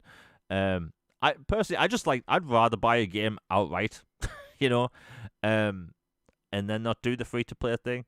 Bit of a tangent. I don't know if you knew this, Logan, but do you know Towerborn? When it launches, I think it's later this month. It's not going to be a free to play game anymore. It's going to be a buy once game, and that's it. That seems reasonable for that kind of game. Yeah. Apparently, it's not going to have online matchmaking anymore. It will have couch co-op instead, Dude, or just in that place of it. already makes my interest way higher in it. Yeah, That I knew alone. you'd be happy about that. And they're not going to do long-term monetization for it, so no microtransactions. But yeah, I would have liked Bungie to have done the same for Destiny, but that's a story for another day. But Marathon, we'll see. We're going to know in the next month how well Marathon's turning out. Because look, you look at, and I'm going to talk about the rest of the Sony stuff in a minute. Remember that game called High Guard? Nobody's talking about it now. Keeley's game? Yeah, Jeff Keighley's game. Like not a peep. Man, was that worth the investment for the Keeley bucks it took? Like the fact that, by the way, Keighley hasn't tweeted about that game since the whole, you're gonna apologize to me in 48 hours thing. Not a word. Like I don't know why. Who was asking in 2026? You know what we need? A new PvP hero shooter. Who was asking for that? No one. But yeah, Marathon. Look, we'll see what happens. And when it comes to the other Sony games, look, there's people that do not like it when I mention this stuff, but they will reply to me, say, "Hey, I'm looking forward to playing Starfield on my PlayStation or Indiana Jones." Like, who gives a crap, right? Like, all these games at some point will be on everything, unless you're Nintendo. And Nintendo. The thing is, if we lived in a world where all Xbox games sold like Mario Party numbers or Mario Kart numbers, like you wouldn't see a single PlayStation game on Xbox. You wouldn't see a single Xbox game on PlayStation. Like Nintendo can just put out a game and it sell like didn't Mario Kart 8 hit like 80 million units sold? Yeah, it hit some unholy number. Animal Crossing, I know alone hit like 40, I think, at one point. It was they print money and they're in their own universe. Like that's crazy how they can do that. But hey, it works. But like, if you look at Sony and all the other games they have coming out, like they have the baseball game. I don't even know if they sell that physically in the UK. Like you look at all the games they have in development, there are live service games in development such as Fair Games and stuff, but like they have a huge back catalogue of games that are just sitting there. Some games that are on PC, some games that aren't. You have like things like the Horizon games on PC did well. You have things like Days Gone. Days Gone, I think, would do well on Xbox because it's an open world zombie game. You play as a cool biker, and I think that's basically a guaranteed success on Xbox. There aren't a lot of games like that currently that a lot of people are playing on Xbox anyway. So like, I completely see Microsoft. So I completely see Sony bringing over more games because like Helldivers 2 popped off. Popped off on PC as well. Probably the most players on PC, but that kind of makes sense. But like, I do think in the next 6 months we will see 1 or 2 more titles come over, and it'll be in their best favor. Look, I'm one of the nerds that I think they should put out a Killzone collection and just put it on everything. That thing would do well on Switch, it'd do well on Xbox, and like hell, they put out a Lego game. Didn't the Lego Horizon game go on the Switch 2 at the same time, or the Switch 1? Yeah, it went on everything but Xbox. Yeah, so they'll do stuff in the future. It's going to be all about timing. I have seen people say that they aren't going to do it now because of the multi-platform stuff, but I think that is the weirdest excuse ever, because if you think about it, say it out loud, really. Sony is going to stop putting games on Xbox because Microsoft is doing multi-platform stuff. Like, structurally, that doesn't even make sense because that would be multi-platform in itself. So, like, that makes... Everybody wants money at Yeah, the end of the day. yeah, all these games... Yeah, Bloodborne Remaster... By the way, Bloodborne Remaster is trending every time there's a state of play. Every time. Yeah, it's like the new Half-Life 3. Like, it's hopium personified. Yeah, and I know I've seen a lot of people ask for that on PC as well. It seems like a weird game that they haven't done yet. Although I know From Software, they're making several games at the minute, but it just seems like a no-brainer, you know? God of War Classic Collection. Like, hell, I would literally take the original God of War games in one collection, including the PSP games, you know, Chains of Olympus and stuff, put that on Xbox. Yeah, I still want to see Gravity Rush on Xbox. There are That 5 game of us is now. awesome. Sorry, what'd you say, Logan? I said that game is awesome. It and its sequel were both awesome. Yeah, I think those games look cool. You know, that you have things like Shadow of Colossus, that type of thing.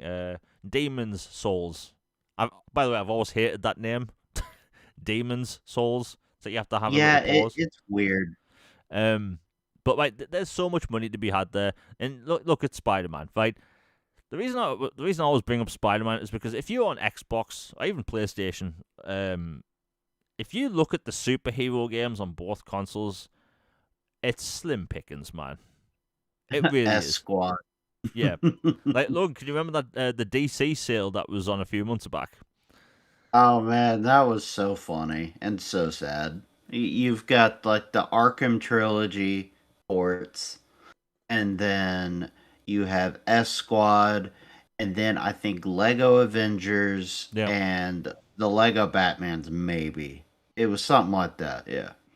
Yeah, like the superhero sales have been tragic at best. Because there's not many games out, you know. We have to wait another couple of years for the next Batman game.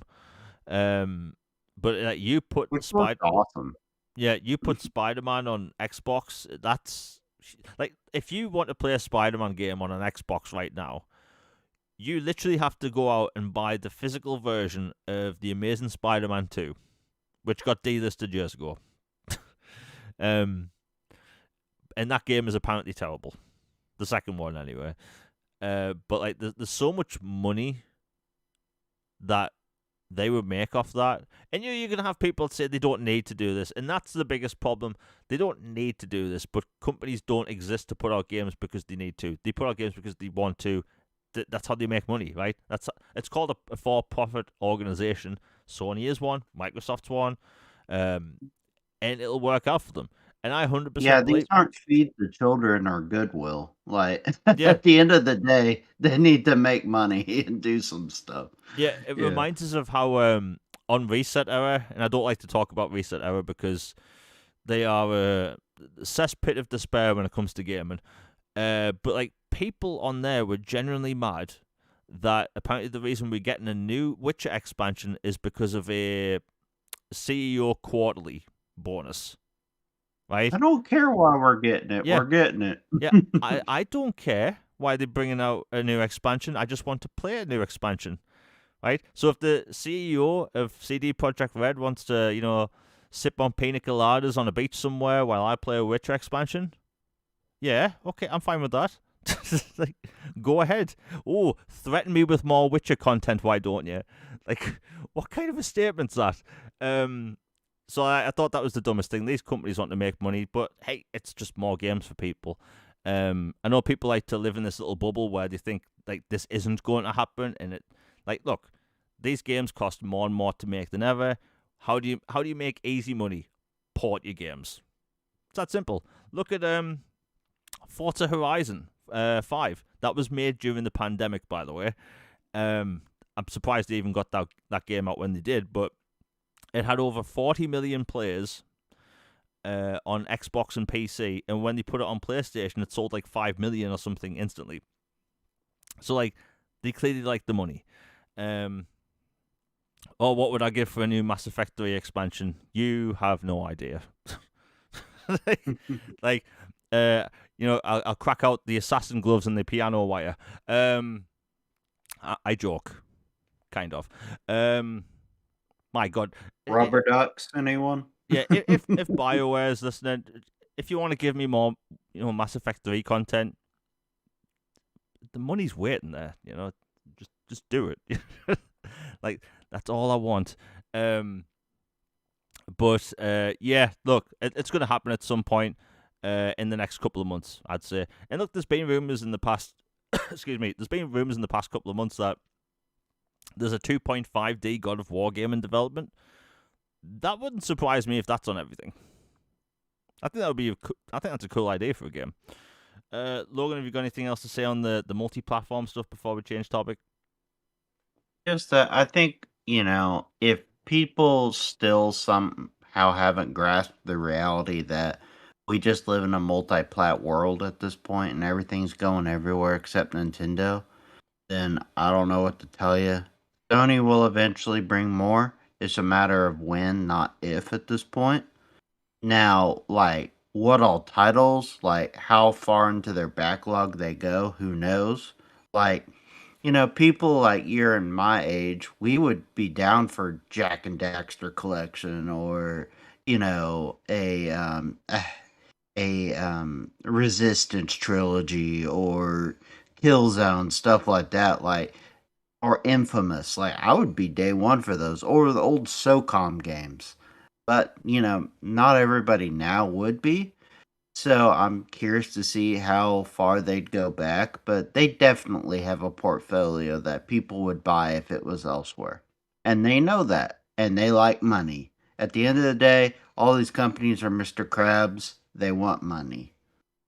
Yeah. But hey, it'll happen. It's just like Logan said. It's when, not if. You know what? Considering I've been like, I'm still sick and it's doing me head in. But like, just before the show went live, Logan let me know that more StarCraft games are in development. And if people have followed me and Logan for a while, like when the Activision deal first happened, one of the things we brought up was like, bring back StarCraft. And then there was rumors popping off about, StarCraft coming back as different genres. Phil Spencer said StarCraft could come back as different genres. And then Phil Spencer did the thing he normally does. He wore a StarCraft t-shirt at some, I think it was a Game Expo showcase. Well, anyway. Cheeky fellow. Yeah. Yeah. While I have to go feed my cat quickly because I can hear him meowing, Logan, while I go feed him, can you explain the whole StarCraft situation?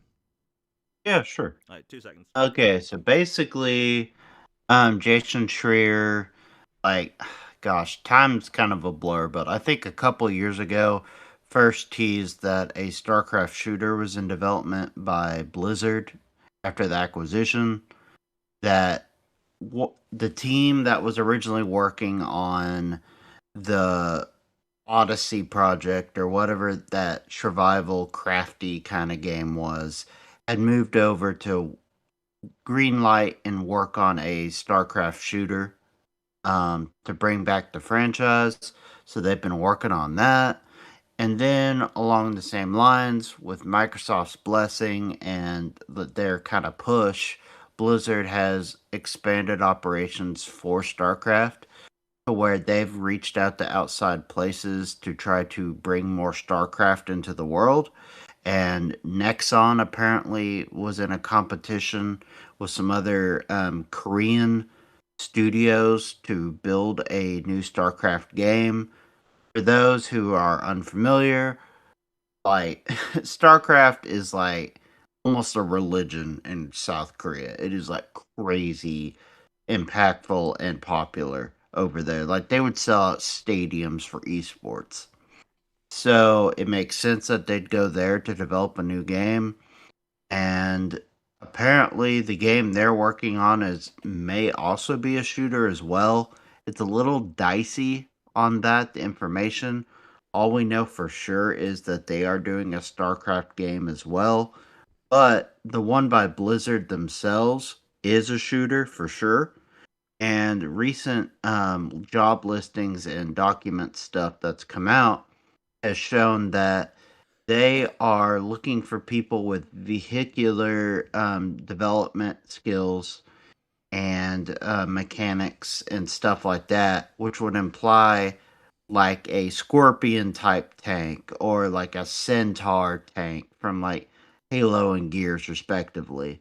Like you remember back in the golden era of the, pour one out, the 7th gen and even earlier, when you'd have these FPS campaigns and then there'd be a token mission or two where you're in a armored vehicle Oh yeah. and you get all this massive weaponry and you are just murking folks left and right in big battles and like travel across a place. Like, not saying it would be that, but I could definitely see that being maybe an aspect of this game. Like, imagine a StarCraft Ghost or equivalent come out, and then like you have a StarCraft version of a Scorpion or Centaur for a mission or two. Like, that would be awesome. So this really got my interest.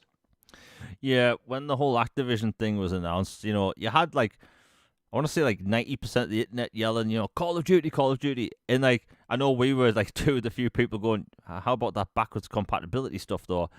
But Oh also, man, it's such a treasure trove. yeah, Still. but also StarCraft. Like look, I liked RTS games back in the early 2000s. Unfortunately, like consoles don't really have a lot. There's a couple of good ones, but like you don't really have like a lot of big ones, especially in the sci-fi space. And like if you go online, go on YouTube, you can look at all of those StarCraft cutscenes in shiny 4K. My God, that universe looks great. Man, Blizzard lore is like undefeated. Them are Old Republic cutscenes. Like they are something else. Yeah, and like there's such a rich world there that like my dream, and I've been. Do we call it port begging if it's for a game that doesn't exist? We'll call it new game begging. But like a third person shooter in the vein of a Gears of War or Space Marine 2 in StarCraft universe, my God, that would be incredible. And look, for any of their games that would shoot a shooter or suit a shooter, say that 10 times fast. StarCraft fits the bill. It really does. The RTS scene at the minute, I'd say it's getting a little bit better than it has been in the past couple of years, but like they're gonna have to bring back StarCraft in a big way. That is an IP that could pop off. You could do movies, TV shows, anything. Hell, you could do a Netflix animated show. Do an Apple series. Yeah. Like they're great with sci-fi. Yeah. It would fit. Yeah, Apple's such a treasure trove, by the way, for sci-fi. I love it. But yeah, so like when it comes to StarCraft, like it makes sense, and I think those games would do really well. Will that take some time to come out? Yeah, unfortunately, but the fact that they're coming it's all that matters. This year, one will be revealed at least, though, at BlizzCon. It sounds like from all the insiders and people that have good ties and networking with Blizzard themselves, it sounds like at the very least one of these projects will have its unveiling and official reveal of existence at BlizzCon. Hey, I'll take that. I normally watch all these gaming showcases, but with BlizzCon I kind of take a step back because one, that show is usually super long, and I don't want to hear people talk about World of Warcraft for 3 hours. So, you guys have mobile phones, right? Yeah. Oh my gosh, that was so awkward. That was so awkward when that happened. Like, oh my gosh, I actually felt bad for the developers on stage, like in front of all those people, and it was live. Like, oh God, but it was beautiful at the same time. And it's infamous. It's known forever now. And Diablo Immortal is like one of those games where, someone spent so much money on it. They got such a high level that they couldn't be match made with other players. Like this person spent over $100,000 on skins and like power ups or whatever they called. Dude, that's a house. Yeah, that's a house. 100 grand on skins and stuff, skins and magic gems. Like what more money than sense, some of these people. But hey, I'm happy that StarCraft's getting something new, especially in the shooter space. And who knows, especially after, other RTS games have came to console. Maybe we will see StarCraft RTS games come to console in some capacity. I do think that would be StarCraft 3. Yeah, I do think that would be like a Gamescom type thing. It's where they've announced RTS games in the past. But hey, at least the needle is moving when it comes to StarCraft. We'll end the show with the StarCraft, not Star. Clearly, I've got StarCraft on the brain. With the AMD and Xbox Magnus stuff. Now, I want to preface this before I get into it. I'm not actually really going to talk about the Jez Corden article. We're going to talk about that next week because there's other stuff I really want to talk about. And we know that AMD, and this is public, AMD has alluded to the fact that we are going to get the Xbox Magnus in 2027. As of now. And we do know that Epic has said multiple times publicly that they are wanting to have the Epic Store on the next generation Xbox. Now, we've been hearing about next generation consoles by Microsoft for 2 years now. And it's been a weird generation because, we're all stuck in the house from 2020. A lot of offices were closed, so a lot of games either got cancelled in development, got delayed for years. And, this generation was weird. It was slow. And then finally, games start coming out on a regular basis. Delays happened a lot less. And I'd say now, we're 6 years into the generation, almost. And, developers are really taking advantage of these consoles, and there's still a lot of juice to get out of them, right? So, as of right now, I don't think Microsoft or Sony need to really hurry it, right? As of now, it looks like Microsoft are the only company this decade that will release a console. That's what it looks like. And that could work out really well for Microsoft, because they were a year early in the past with the 360. It worked out well. This time they might be multiples of years beforehand. The RAM situation really has changed the landscape for gaming going forward because, without boring people, I don't want to talk about the nuances of RAM development. Riveting to listen to. The truth is, these companies getting into what they are right now, it's costing hard drive sales to go up. Hard drive prices to go up. It's costing SSDs to go up in price. It's costing RAM to go up in price, and it's messed up everything. It really has. But these companies still have to, go forward and release products. You have the Steam machine, which was announced months ago, and they put out a statement in the FAQ sheet the other day, basically saying, look, they still plan to get it out in the first half of this year, but they can't price it yet because of the whole RAM situation. So they've been upfront with that whole thing, which is great. But at the end of the day, we hate to talk about Microsoft. It's going to fall on them as well because this RAM problem isn't going to be ending at the end of the year. This is reportedly going to continue for another 2 years, which is kind of messed up, especially as someone that wanted to buy RAM for their PC. May God help me now. If you're Microsoft and you have this shiny new console in development that's still some time away, the big factor of your console is its price. This generation was $500. The Xbox One X before it was $500. The Xbox One was, surprise, surprise, $500. And I think $500 is a good price point for consumer electronics in the gaming space, home console power. And ever since the PlayStation 5 Pro came out, people have automatically said, "Oh, next gen's going to cost $700." Before the RAM stuff, all because PlayStation, their console costing more. I saw that as them testing the market, PlayStation, of being able to charge more for these consoles because the consoles in the past were subsidized with games, right? So if you bought a console, it would be sold at a loss, and every game you'd buy afterwards would be subsequent, profit. But now console manufacturers, like graphics cards manufacturers, want to take less risk. Look at Nvidia; they have basically came out and said that they aren't going to develop new graphics cards anytime soon, right?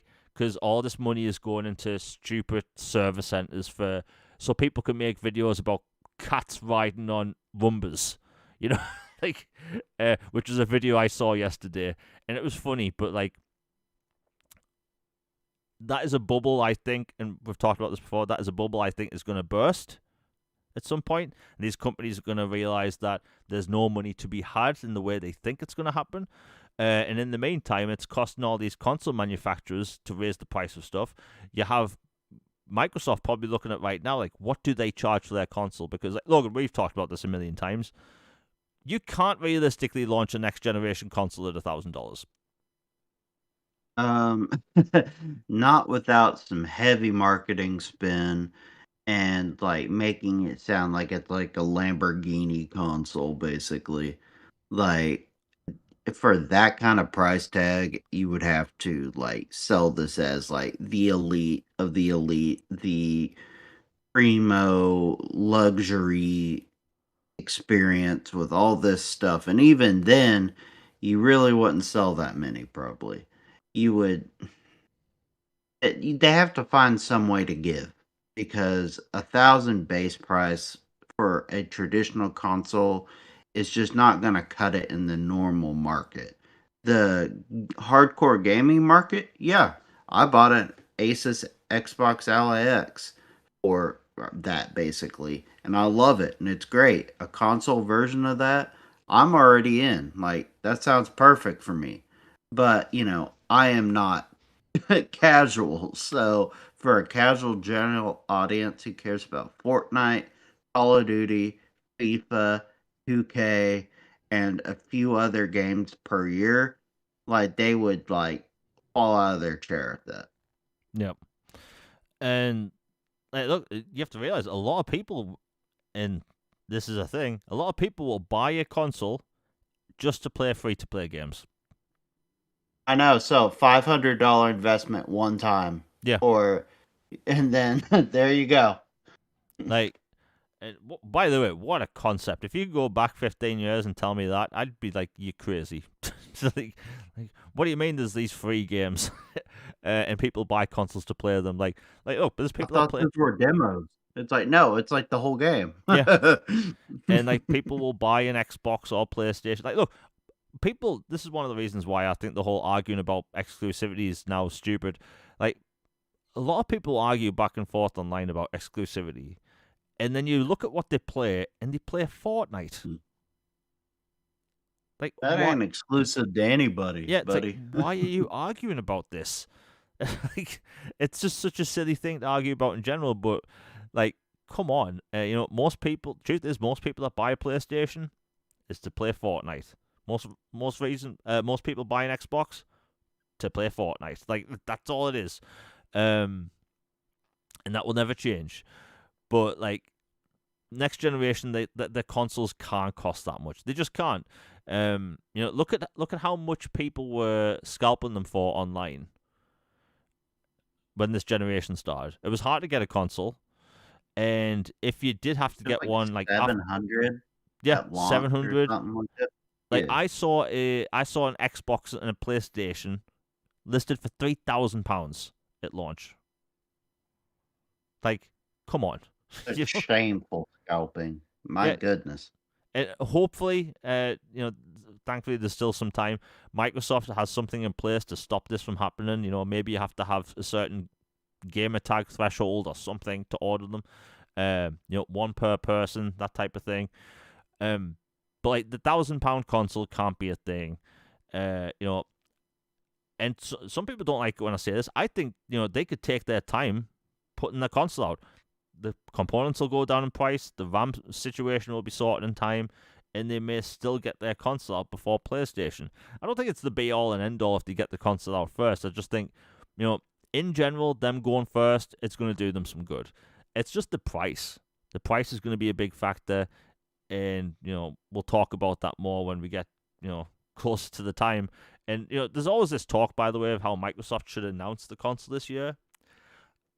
And bear in mind, I know honest for a fact, if you like hardware talk always gets people excited. I think Microsoft, if they do have a plan to show it off this year, I think they should just announce consoles the way they used to, right? You wait till the E3 before you, or Summer Showcase before you release the console, and just do it that way. Because I think a year to hype up a console was cool with the Xbox Series X, but like you're cutting off the legs from the console before it, and like you basically have a year missed out on sales. Look at in the past, right? The Switch 2 was announced a couple of months before it came out. PlayStation 5 announced a couple of months before it came out, and it just works that way. You continue to sell consoles that way. But like what we're seeing right now with the RAM situation is going to affect every single aspect of next gen. When it's announced, when it releases, the price, and all this stuff. And we'll talk about the Epic Store stuff. Tim Sweeney, that's his name, yeah? Yeah. Yeah, Tim Sweeney's talked about how like they want to support their store on the Epic Store, right? Which is cool, right? Like from a consumer point of view, hey, you have access to your Epic Store games on your console. That is super cool. There's all those free games, even though they're, what they are. Yeah, like I have 300 Epic Store games, right? I've all claimed them for free. I have not paid a penny, and it will continue to go that way as well. But guess what? There's one Epic Store game I do play, and it's called Homeworld Remastered. That is my bag. I dig that. And I've accepted for a long time that will never come to console because the controls would be just a nightmare. But it's a keyboard and mouse game, and I'll be able to play that on my next gen Xbox. That is super cool, and I think from a consumer standpoint, that is amazing. If you own GOG games, I imagine that'll be available. Steam, all this stuff. Like, hell, people have been talking about Steam as an app on an Xbox console for about 10 years. But you have to look at it from the business standpoint for Microsoft. Like, if you're Microsoft and you put out a console and the incentive is for you to buy games on their platform, what is to stop you from buying a game elsewhere? Like, what is the incentive for you to buy the game on their platform outside of the Xbox ecosystem with built-in achievements and stuff? That's a factor. By the way, one mentioning, I feel like people aren't really talking about.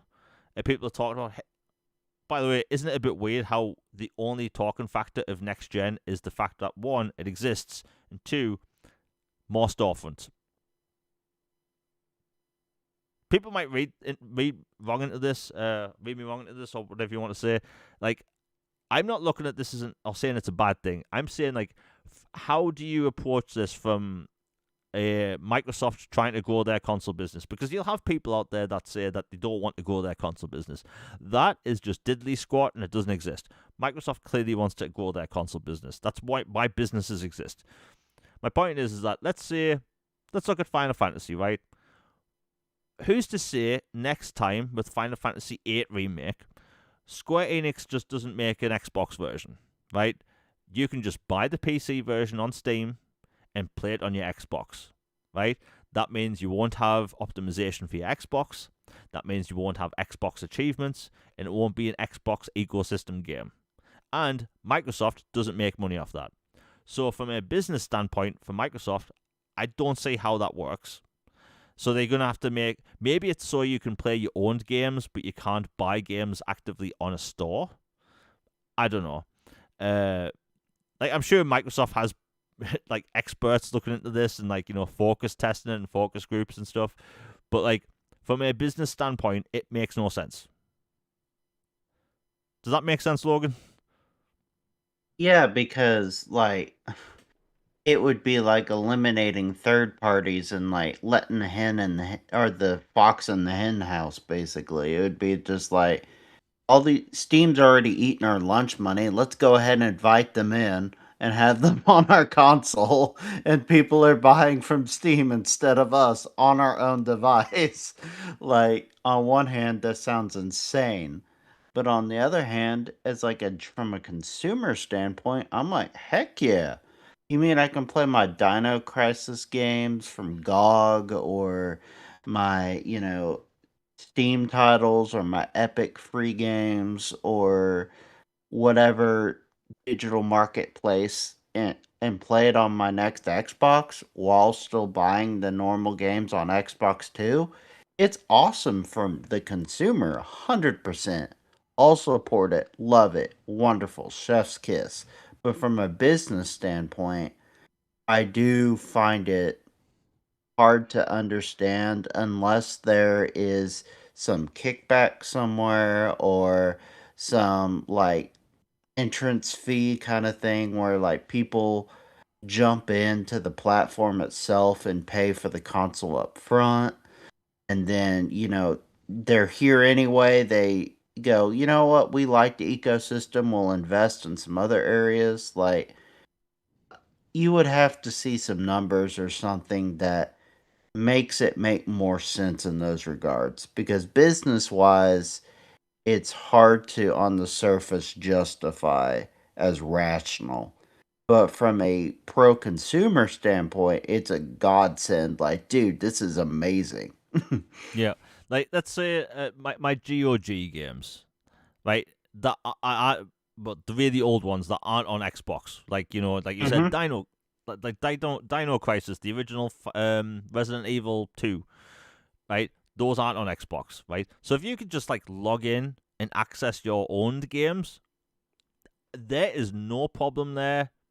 Not as much, but like if you have like, hey, Resident Evil 9's out, do I buy it on the Xbox store or do I buy it on Steam for 10% less? Like, I'm sure people, Exactly. yeah, I'm sure people at Microsoft have talked about this. Like, I'm not a fly on the wall. Bzz, bzz, I can't talk about this, in their capacity. But I'm just wondering, like make it make sense, because, like, again, as a consumer, great, great, and as a content creator, great. It's something to talk about. But like from their point of view, I just don't see how it makes sense. Um, Again, if you can't access the store itself and buy stuff, yeah, okay, cool. But I don't want Microsoft to accidentally put themselves in a place where, let's say, Square Enix doesn't put Final Fantasy VIII Remake on Xbox and they just have it on Steam, you know? Because who wants to buy Xbox games that don't have achievements? You know? And I mentioned this, and by the way, I'm not a downer in this situation. I'm just trying to be realistic. I'm a realist, right? I like to look at the logical situation with Xbox going forward and talk about it. This is not an Xbox hate channel. I prefer Xbox. I only have an Xbox. Well, I technically have a PS3 in my living room, but I have an Xbox as my main console. I cover Xbox, right? I'm not abandoning covering Xbox exclusively, right? It's just what I prefer. It's what I like to cover. And I know the ins and outs of Xbox when it comes to its games, studios, hardware, all that stuff. It's what I like to cover. But my point is that it just makes me wonder why and what if a console, a game maker doesn't want to port their game to Xbox and just let you play it through Steam? What if, let's say, I don't know, Dino Crisis was originally planned to come to Xbox next generation in a collection, but they don't because you can get it on GOG for $15. That type of thing. It's something I think's worth talking about, and I don't really hear anyone else talking about it. Like, it's excitement about the next generation. That's years away. It's excitement that it's going to be powerful, but then again, all next gen Xboxes are the most powerful. So, like, the real thing we should be talking about is the storefront. And let's talk about the PC thing quickly. I see a lot of people hyping up this console as a PC. And I think people don't realize that Microsoft has said several times, and by the way, this has nothing to do with Jez Corden's article, which we'll talk about next week, but like, people from Microsoft keep calling this a console. You are selling a console to console gamers, i.e., nerds like me, right? I like the console experience. I prefer the console experience. And Microsoft is going to, like, I think it came out the other day that there's like 45 million Xbox Series owners. those people prefer console. So when you sell them a next generation Xbox, you are selling them a console, not a PC. And bear in mind, all the consoles we have right now are essentially PCs. But you want to give them the console experience. If you offer them a console experience, that's great. That's gravy, right? If it could do other stuff as well, that's cool. But like, I think Microsoft next generation, they're going to have access to your Xbox One catalog, your Xbox catalog, your 360, your Xbox Series catalog via backwards compatibility. That's already an in for people because we already have our built-in libraries. So that's something people don't have to worry about. But like, you have to sell a console experience on a PC to a console gamer. Can they do that? Yeah, they've came a long way when it comes to their UI. The Xbox UI when it comes to their handheld PCs. Like Logan, you have the ROG Xbox Ally. Like, how is the Xbox like PC interface? I think it works pretty good for the most part. I've had a few hiccups where some games will install randomly in different places and I have to go find them. But for the most part, it's been pretty seamless and easy to use. There is some weird hiccups to where some games that are technically play anywhere won't work well on the handheld, but a cloud version of the Xbox version of that game will work on it. But you have to have streaming to be able to do that. So I find that to be kind of annoying and odd and hope they fix that. But overall, like, it's better. And like in Jez's article, which we'll mention more next time, it's talked that they're optimizing it further to have the Xbox badoops and chimes and movements and stuff for the interfaces more like the traditional Series X and S than a PC to help bridge the gap even more. Like, I know there are some people online who get in their feels about it, but like, I consider the ROG Ally X, the Xbox Ally X, to be like a handheld console type experience. Like, I know it's a PC technically, and I know it's not an Xbox in the traditional sense, but when I can play a good hundreds of my Xbox games on it that I bought on my Xbox and I can just play it on the go or come back to my couch, sit there and play it on my TV where I left off. It feels like an Xbox to me. Like, I don't I don't care how you want to call it. It's just, I don't know. I think that people are overthinking terms way too much. And once you start getting that dogmatic about stuff, that's when you get divisions and get people in their feels about stuff instead of where they get distracted from what the real point is like playing your games. Like, do you like Xbox? Yes. Can you play your Xbox games on this that you already have from your other thing? Yes. Sounds like an Xbox to me. Yep. Like, look, if it looks like a console, acts like a console, then it's a console. If it could do some little PC stuff on the side, that's cool. Well, I'll put it like this: I will never fire up a console and think, you know what? I should make some music on this.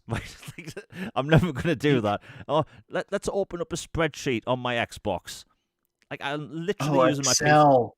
Yeah, like There are some CPAs who would love an Excel game. I'm not even kidding, but it's just crazy, man. Like, I will always use a console as a console. Like, look, my PC is literally for editing and streaming in Homeworld Remastered. That's just a bonus. But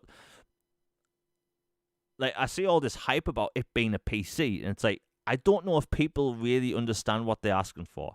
And maybe it's just my tone of voice because I have a kind of a monotone voice. Like, maybe people think I'm being really down about the situation. I'm just being a realist, right? If a game gets delayed, I shake my head. I'm like, okay, I'll get on with the rest of my day, right? It happens. I know for a fact I'll get Xbox next generation. I'll continue to buy Xbox games, and it's going to be the way I play games. If I get a console experience, that's all that matters. But I'm just wondering the how it works from Microsoft's point of view when it comes to its business. You know, because people have been saying for years, like, oh, I'm afraid Microsoft gets out of gaming. Like, one, that's not going to happen. These consoles cost billions a year. I was going to say billions of years, but billions of pounds or dollars to, like, R&D the things. I'm just wondering, as a business, how does that work? Having access to other stores. But we'll find out, you know. Yeah, PowerPoint the game, Excel the game. We'll have a Sad Dad Simulator featuring Clippy. Why not? That would actually be pretty cool, not going to lie.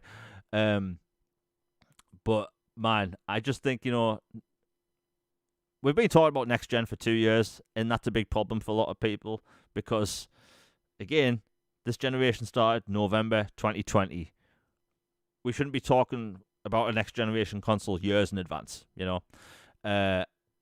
But that's something we don't have to talk about for now. I think it's all going to be good. And look, I'm excited about the future, despite the whole RAM situation. Oh, I had this wrote down as a topic on a different page, but I'll talk about this quickly because game journalists. Yes, I'm going to talk about this quickly before we end the show. I stopped paying attention to mainstream gaming media years ago. Right? It's not knowledgeable. It's not entertaining.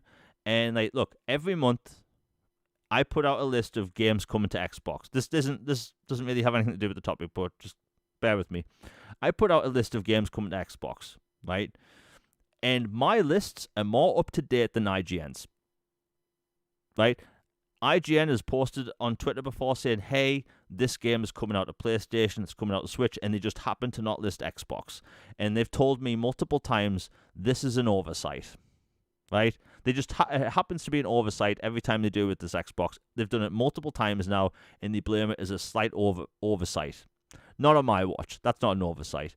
They've done it time and time again, even with games that have been announced on the Xbox stage, right? Games that have been announced to launch day one on Xbox Game Pass. So, like, I do not pay attention to game media anymore. No IGNs, no GameSpots, none of that stuff.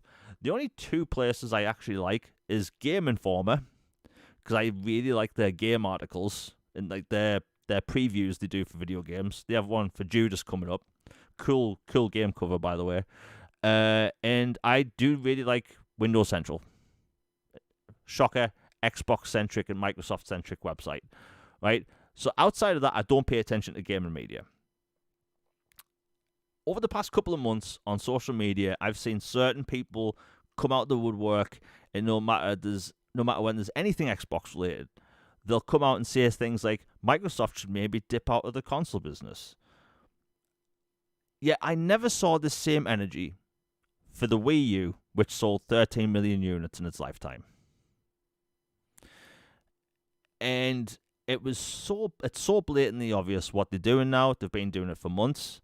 And bear in mind, at the time, I never said the Wii U should be Nintendo's last console. I always thought they can, you know, make another one, do something different. And thankfully they did.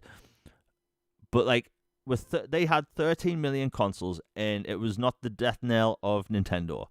But with Xbox, they have 45 million consoles out.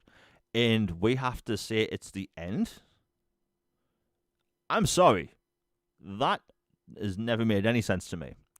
So when I see these journalists from these websites say like things like, you know, Microsoft should get out the console business, or you'll have like a game announced that's launching day one in Game Pass, and they say, oh, that makes sense. It looks like a Game Pass game. That doesn't even make sense. Everything's in Game Pass. AAA games, AA, indie.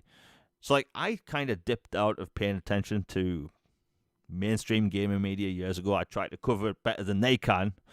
And it's just frustrating because I see people on a weekly basis ask for, like, you know, where's the Xbox coverage from these websites? And it's like, no wonder people give these places less views, right? Because they can't be trusted. And if you are an Xbox fan, why would you go to IGN? Realistically. Maybe you like headaches. I don't know. Maybe you want to be nauseated. I don't know. But like, it's been very clear this past week or so to me that there's a lot of people very happy with the state of media when it comes to Xbox. This has been going on for years. But my God, just like seeing how people have acted about Microsoft's multi-platform stuff and how it should be the end of them, but yeah, you know, PlayStation puts the Lego Horizon game on Switch day one, nobody bats an eye. Xbox puts Indiana Jones on PlayStation 6 months later, and it's the end of the world. Like, I don't understand the difference, you know. Um, the truth is, like, we've talked about this before, and I'll mention it again before we end the show. Like, the best generation for gamers was the seventh generation. Is because Microsoft, they had like 90 million consoles out. PlayStation had like 90 million consoles out. Then you had the Wii, which I think that was like 130 million units. Like, everyone's grandmother and their dog had a Wii, right? But what happened that generation? Microsoft became the number one de facto home console to have for everything. Multi-platform games, exclusives, all that stuff. But PlayStation launched, and it had the no games reputation. A lot of games didn't work. So do you know what PlayStation did? They got to work on a bunch of varied first-party games, right? So if you were a PlayStation guy in the PS3 generation, you were getting first-party games that were completely new and different every couple of months, right? And that's how they were able to sell so many consoles in the end, because of their first-party lineup. And, you know, the Wii was doing its thing because it was popular with the casuals, and everyone played Wii Bowling. Wii Bowling was the business. I love that. But that generation, all three companies weren't trying to survive. They were competing for the number one spot all the time. It wasn't saying who should leave the console business. It wasn't saying, who's number one, who's number three. No, everyone was consistently fighting for number one. So while we had all their consoles, or a lot of them, like, they were always fighting for our business every single month, right? Who could be number one NPD this month? Like, I think at one point the 360 was number one in NPD 37 months in a row. But, like, all three console manufacturers were winning, right? And I feel like a lot of these journalists don't remember this. So they will call for the death of Xbox after having 45 million consoles out in the wild. And it to me, it seems like stupid and naive that they still do this. But hey, that's just my take. Logan, have you got anything else to say on the topic that I've been rambling on about for what seems like half an hour? Um, no, I mean, you've covered it. I mean, at the risk of sounding venomous, it's kind of just the same bubble of San Fran blog boys and TikTok generation media that has cultivated this image and perception of things and their bubble, and they're just extremely loud and think they are God's gift to society, and they place themselves in ivory towers and high above everyone else, and then they claim that they're the forefront experts on everything, and they put their word out there and say it's gospel and expect everybody and their dog to follow suit and agree with them and see that as the light and the path and the only way of doing things, and that this must be so. And it's just based on opinions at the end of the day. And it's ridiculous, and it's gone on way too long.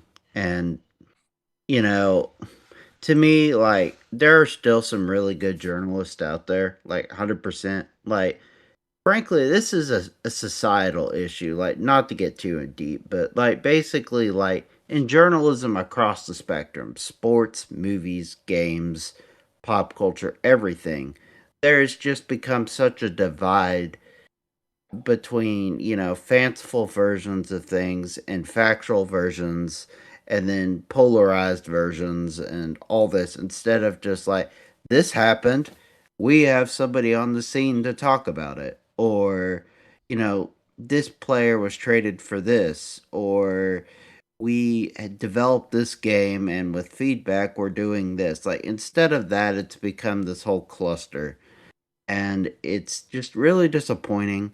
Like Windows Central is one I respect, obviously. Like, growing up, rest in peace, but Nintendo Power was somebody I always respected and revered.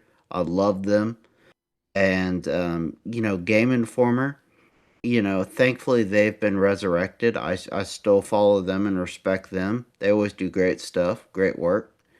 And a few other places like that. But for the most part, like, I honestly trust content creators like people that we know, like you and others, and over and my friends and family and stuff over some big site telling me stuff.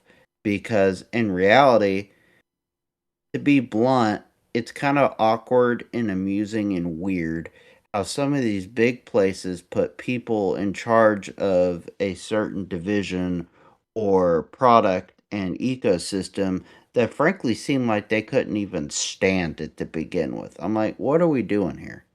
Like, why is this person the face of this coverage when it sounds like they wish you could just take this out back? you know? And so, I don't know. It's just a big problem in general. But I am excited on a happy note for the future of Xbox because I do not live in the San Fran blog sphere and I am an independent thinker and I'm excited. So, there you go. Yeah, so that's Logan's take and my extremely long-winded take on the state of everything right now. Sorry, that was just I don't know, man. No, I was talking for felt like half an hour there, but this is officially our longest podcast yet. So if people like to tune into our normal 2-hour show, I apologize. I just had a lot to say. Plus, we weren't here last week, so we had to make up for lost time. But anyway, everyone in chat has been amazing once again. Again, we like to keep it chill over here. It's always good.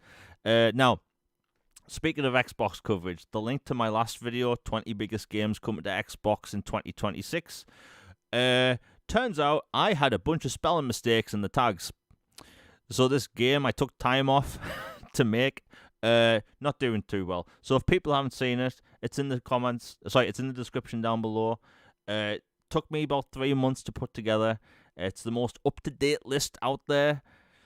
It pains me how much time I put into these videos, but the support is greatly appreciated. Just sometimes the algorithm doesn't do that well for me. But hey, today's podcast has done really well. Hope you all enjoyed it. Again, the link to my last video is in the description down below. Also, our social media, Twitter handles in the description down below. Anyway, we're back the same time next week. Hope you all have a good day. We're out, everybody. Peace. For this is another time where my mouse died right before the show ended. So yeah. Yeah, that is a funny thing. Okay, there we go. Right. That couldn't have been more awkward if I tried. Anyway, we're back the same time next week. Hope you enjoyed the video. It's in the description down below. And we'll be on social media if you want to follow us there. Anyway, we're out, everybody. Peace.